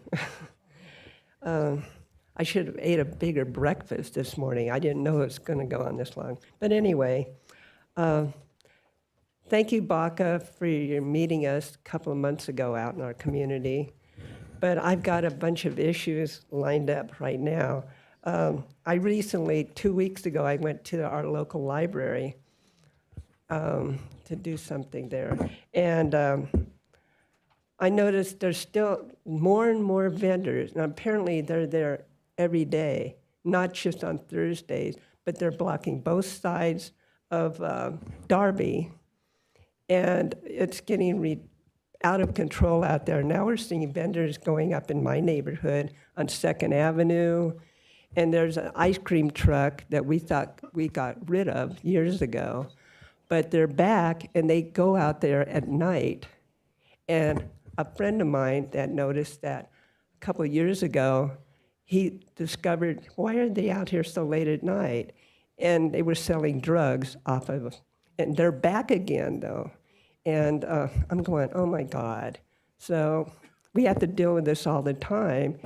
And and then there's another hot spot on Cajon Boulevard off of Short Street where the Frontier building is. It's a red zone. And there's this truck that's been there, a food truck, and he's been there for, I don't know how, a year, I guess.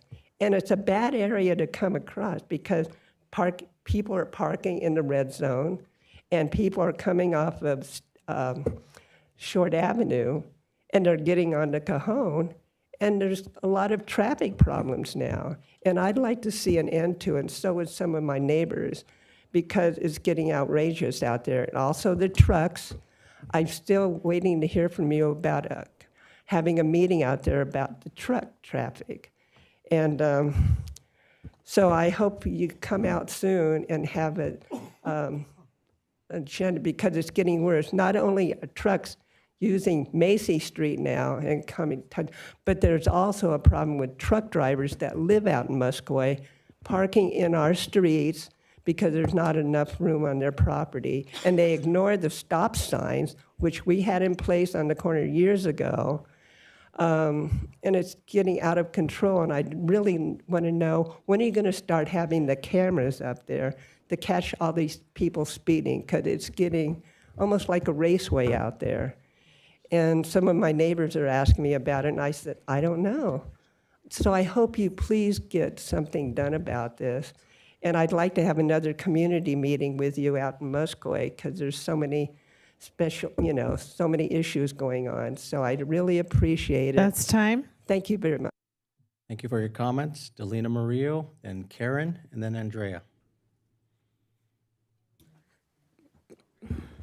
Good afternoon, Chair and Supervisors. My name is Delina Murillo, and I am here today as a mother and behalf on grandparents who are also losing meaningful time with their grandchildren and within the welfare child system. I am here because after raising concerns through multiple levels, including social workers, supervisors, and county administrators and the state, those concerns have not resulted in meaningful review or correction. I want to speak specifically about the impact the system has on grandparents. My parents previously had consistent and meaningful time with their grandchildren. There was a strong bond, ongoing contact, and a relationship that supported both the children and the grandparents. However, since I began advocating and raising concerns, including advocating for constitutional protection and due process, that situation has changed. Access has become more limited, and interactions with the agency have become more difficult. At minimum, this creates the appearance that advocacy may be followed by changes in how families are treated. That concern deserves an explanation. If decisions are being made that reduce access between grandparents and grandchildren, then Children and Family Services should be able to clearly explain how and why those changes occurred, and show that they were based solely on appropriate factors, not influenced by a parent's decision to speak up. Because the impact is not just about time, it's also about health. When grandparents lose regular contact, it can lead to stress, anxiety, depression, and incline in overall well-being. For older adults, that strain can also affect physical health and stability. Grandparents can lose months or years with their grandchildren. Time cannot be restored. Birthdays, holidays, everyday moments gone.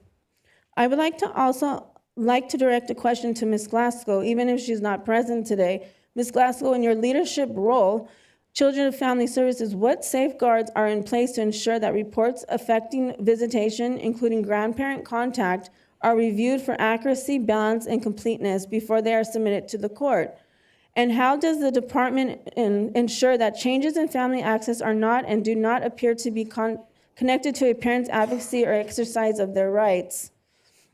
This is not about assigning blame. This is about ensuring the system operates in a way that is fair, consistent, and focused on the well-being of children and their family relationships. Children benefit from stable connections.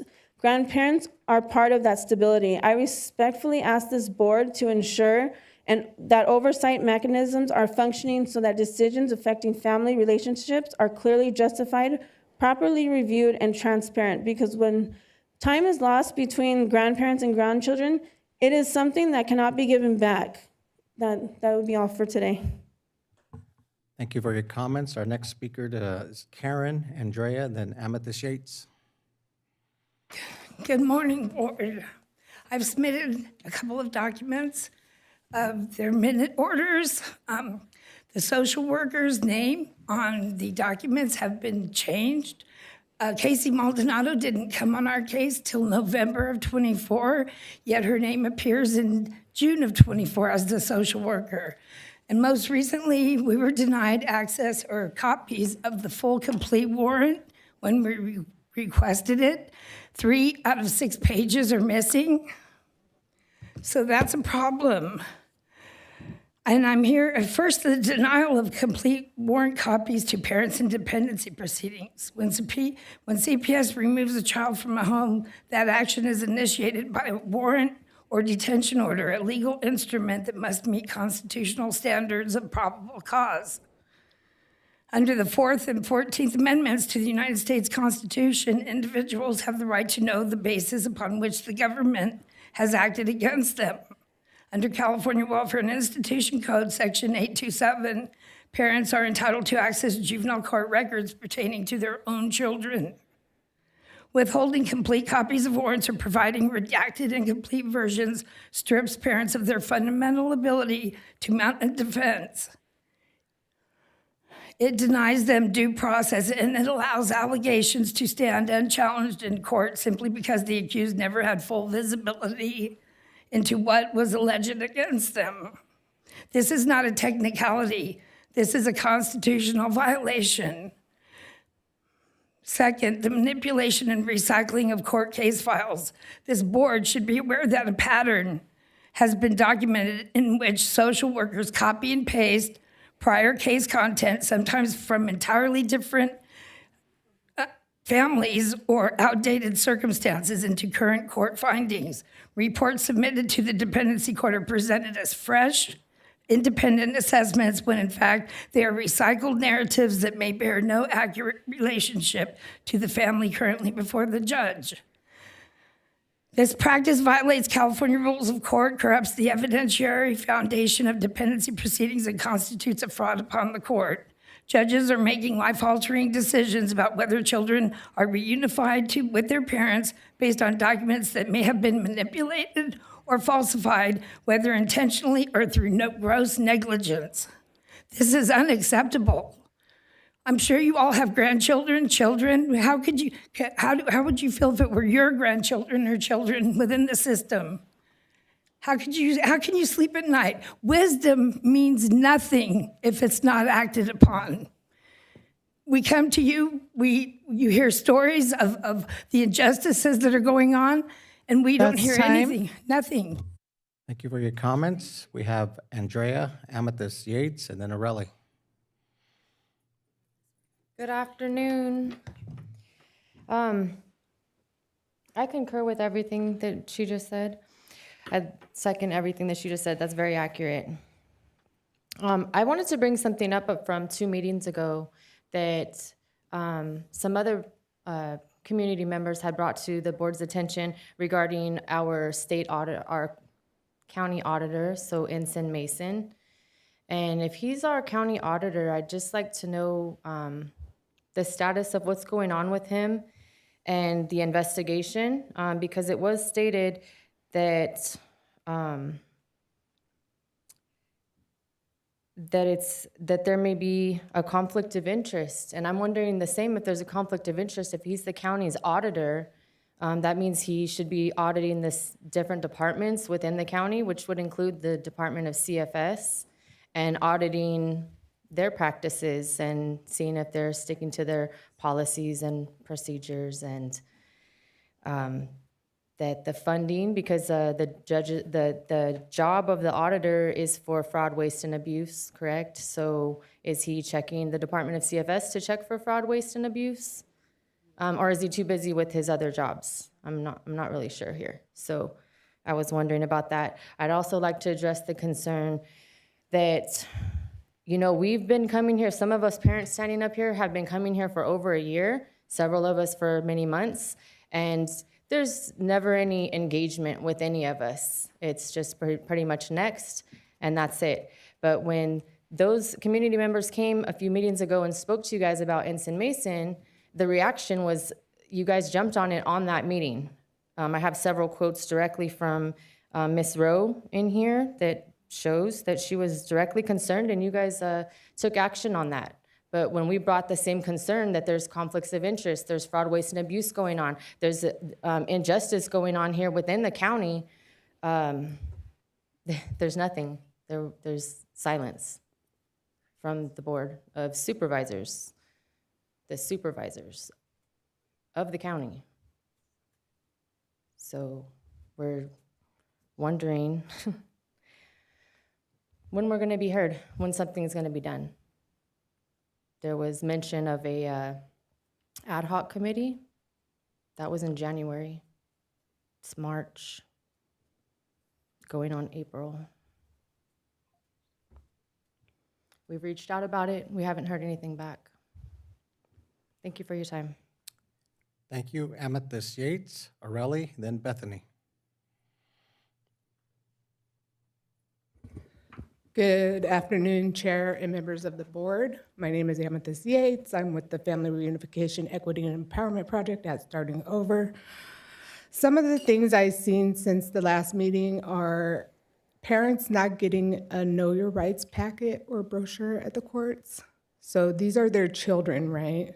They're going in, they're fighting for their children. It's not like they're fighting against a crime or something where they could be arrested, but they're more terrified than ever because their children have to go through all sorts of stuff. And yeah, they may or may not have had a part in that, but don't the parents have a right to know how to combat the situation? Shouldn't they have clear goals and objectives laid out for them so they can reunite with their children, fix their lives, grow their support systems, provide for their children appropriately? But no, parents aren't receiving this in the county of San Bernardino, but yet Riverside gives them these packets. Another thing is the California SDM, the Policy Procedural Manual that DCFS uses, is not transparent to the parents. They are not going in there and saying, hey, we did this assessment, and this is your points. This is how many points we gave you, and this is what you need to do to get your kids back. Last time I spoke, I was speaking about the hospitals, how if you go to a public hospital, you're automatically drug tested. And if you go to a private hospital, you may or may not be if you have private insurance. I'm not saying don't drug test. What I'm saying is, if it's appropriate for the private or for the public hospitals, it's appropriate for the private ones as well, or vice versa. We have to do something. This is causing generational trauma to our children, to your children, to society. I'm not sure if everyone's aware of how CFS, DCFS, or whatever they call themselves got started, but it's all about displacement. We have to stop. We have to unite the families. We have to fix them where they're at. We need to meet them where they're at. We got to do something. Yeah, sometimes there are those cases where parents can't or refuse, but all the parents up here, that's not the case. They're fighting. They show up, they fight, they take the extra steps to get their kids back. And it's met with what? Oh, more allegations. Oh, we found something new. We're gonna write this up like this because we don't like your attitude. Okay, well, you don't like my attitude? Fine, that's okay. But that doesn't give me any less of a privilege or ability That's to parent time. my children. Thank you for your comments. We have Areli, Bethany, and our last request to speak, Sarah Robinson.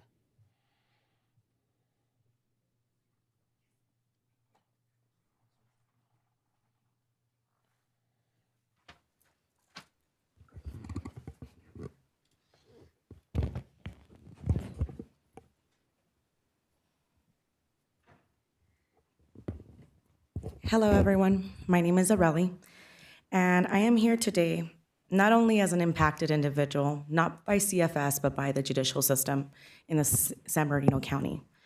But I'm also here today as a professional with my experience in project management, operational auditing, standard operating procedures, restructuring of development of departments, and within corporate environments. I've spent years evaluating systems, identifying breakdowns, and implementing corrective structures that improve accountability, efficiency, and outcomes. What I am seeing here today and what I've been seeing here in San Bernardino County, specifically with the judicial and also dependency court and CFS, is I've seen breakdowns. Bear with me. I'm seeing here a series of concerns, violations of due process, violations of your guys' own internal process, a lack of training, a lack of visibility and comfortability from your staff to be straightforward and be transparent with the processes. These are both concerns that I'm identifying on a professional level, but I'm also identifying it as a constituent of the community. And I'm identifying these patterns, and it's not the first time that I brought them to your guys' concerns. Now, I was reading some of the contracts that you guys have, specifically to the one that you guys spoke on today. And after reading the amendment to the clinical licensure supervision program contracts, there's several issues that stand out to me that would require additional scrutiny from your guys' auditing. First, the county has committed about up to $500,000 annually through 2030 for these services that represent multi-million-dollar allocation of public funds. With that level of investment, there should be clear, measurable outcomes and strong oversight. However, the documentation itself acknowledges the discrepancies were identified in the contract language, specifically ambiguity with how the group session was defined, impacting physical provisions and invoicing. From an auditing perspective, ambiguity and financial term is not a minor issue. It creates clear risk for inconsistent billing, lack of accountability, and potential misuse of funds. Second, the procurement process is listed as not applicable. As someone who has worked in structured environments where vendor selection is critical, this raises an important question. What process was used to select these vendors? And how is fairness and transparency being ensured? That's time. Thank you for your comments. We have Bethany and our last request to speak, Sarah Remsen.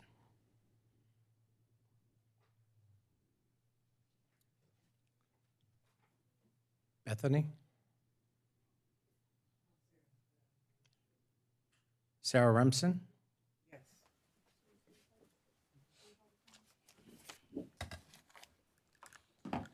So yes, I'm Sarah Remsen. I'm here to speak on my personal issues and as well as what my community is basically going through, dealing with CFS, and the fact that we're not getting accountability held from the ones who are making decisions that are impacting our lives. I probably not in these 3 minutes will I'll get out all my issues, because there are a lot of things, concerns that I have that I need addressed. Not want, but I need them to be addressed. And so I'm here, and I will be here over and over again to get all those issues and concerns heard. I won't be walking away from this until all those needs and concerns are being addressed, because we're not having that happen on an individual level. So of course that means that I need to be speaking for the community as well, and I will be here. So my main thing is we are lacking accountability over immunity within the CFS department.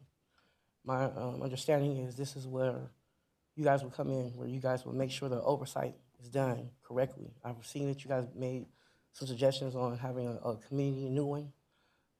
Again, from what I'm hearing, there's nothing being done, especially not being transparent to the community, showing that our concerns are being heard, our needs are being heard. It's not something, we're not talking about case files, we're not talking about paperwork, we're not talking about that. We're talking about living beings, living human beings, okay?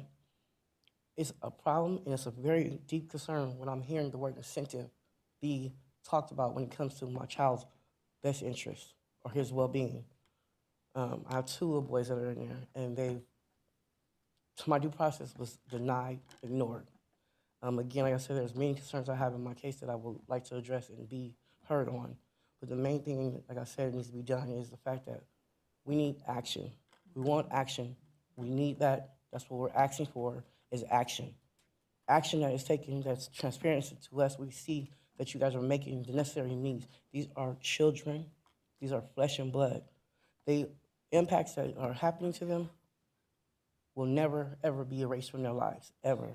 So these decisions that are being made by the councils, the judges, you guys as well, everyone that has a say-so in the matter besides us and our children, needs to understand the impact that these kids will never be able to get over these things. And it's happening to way too many children in this community.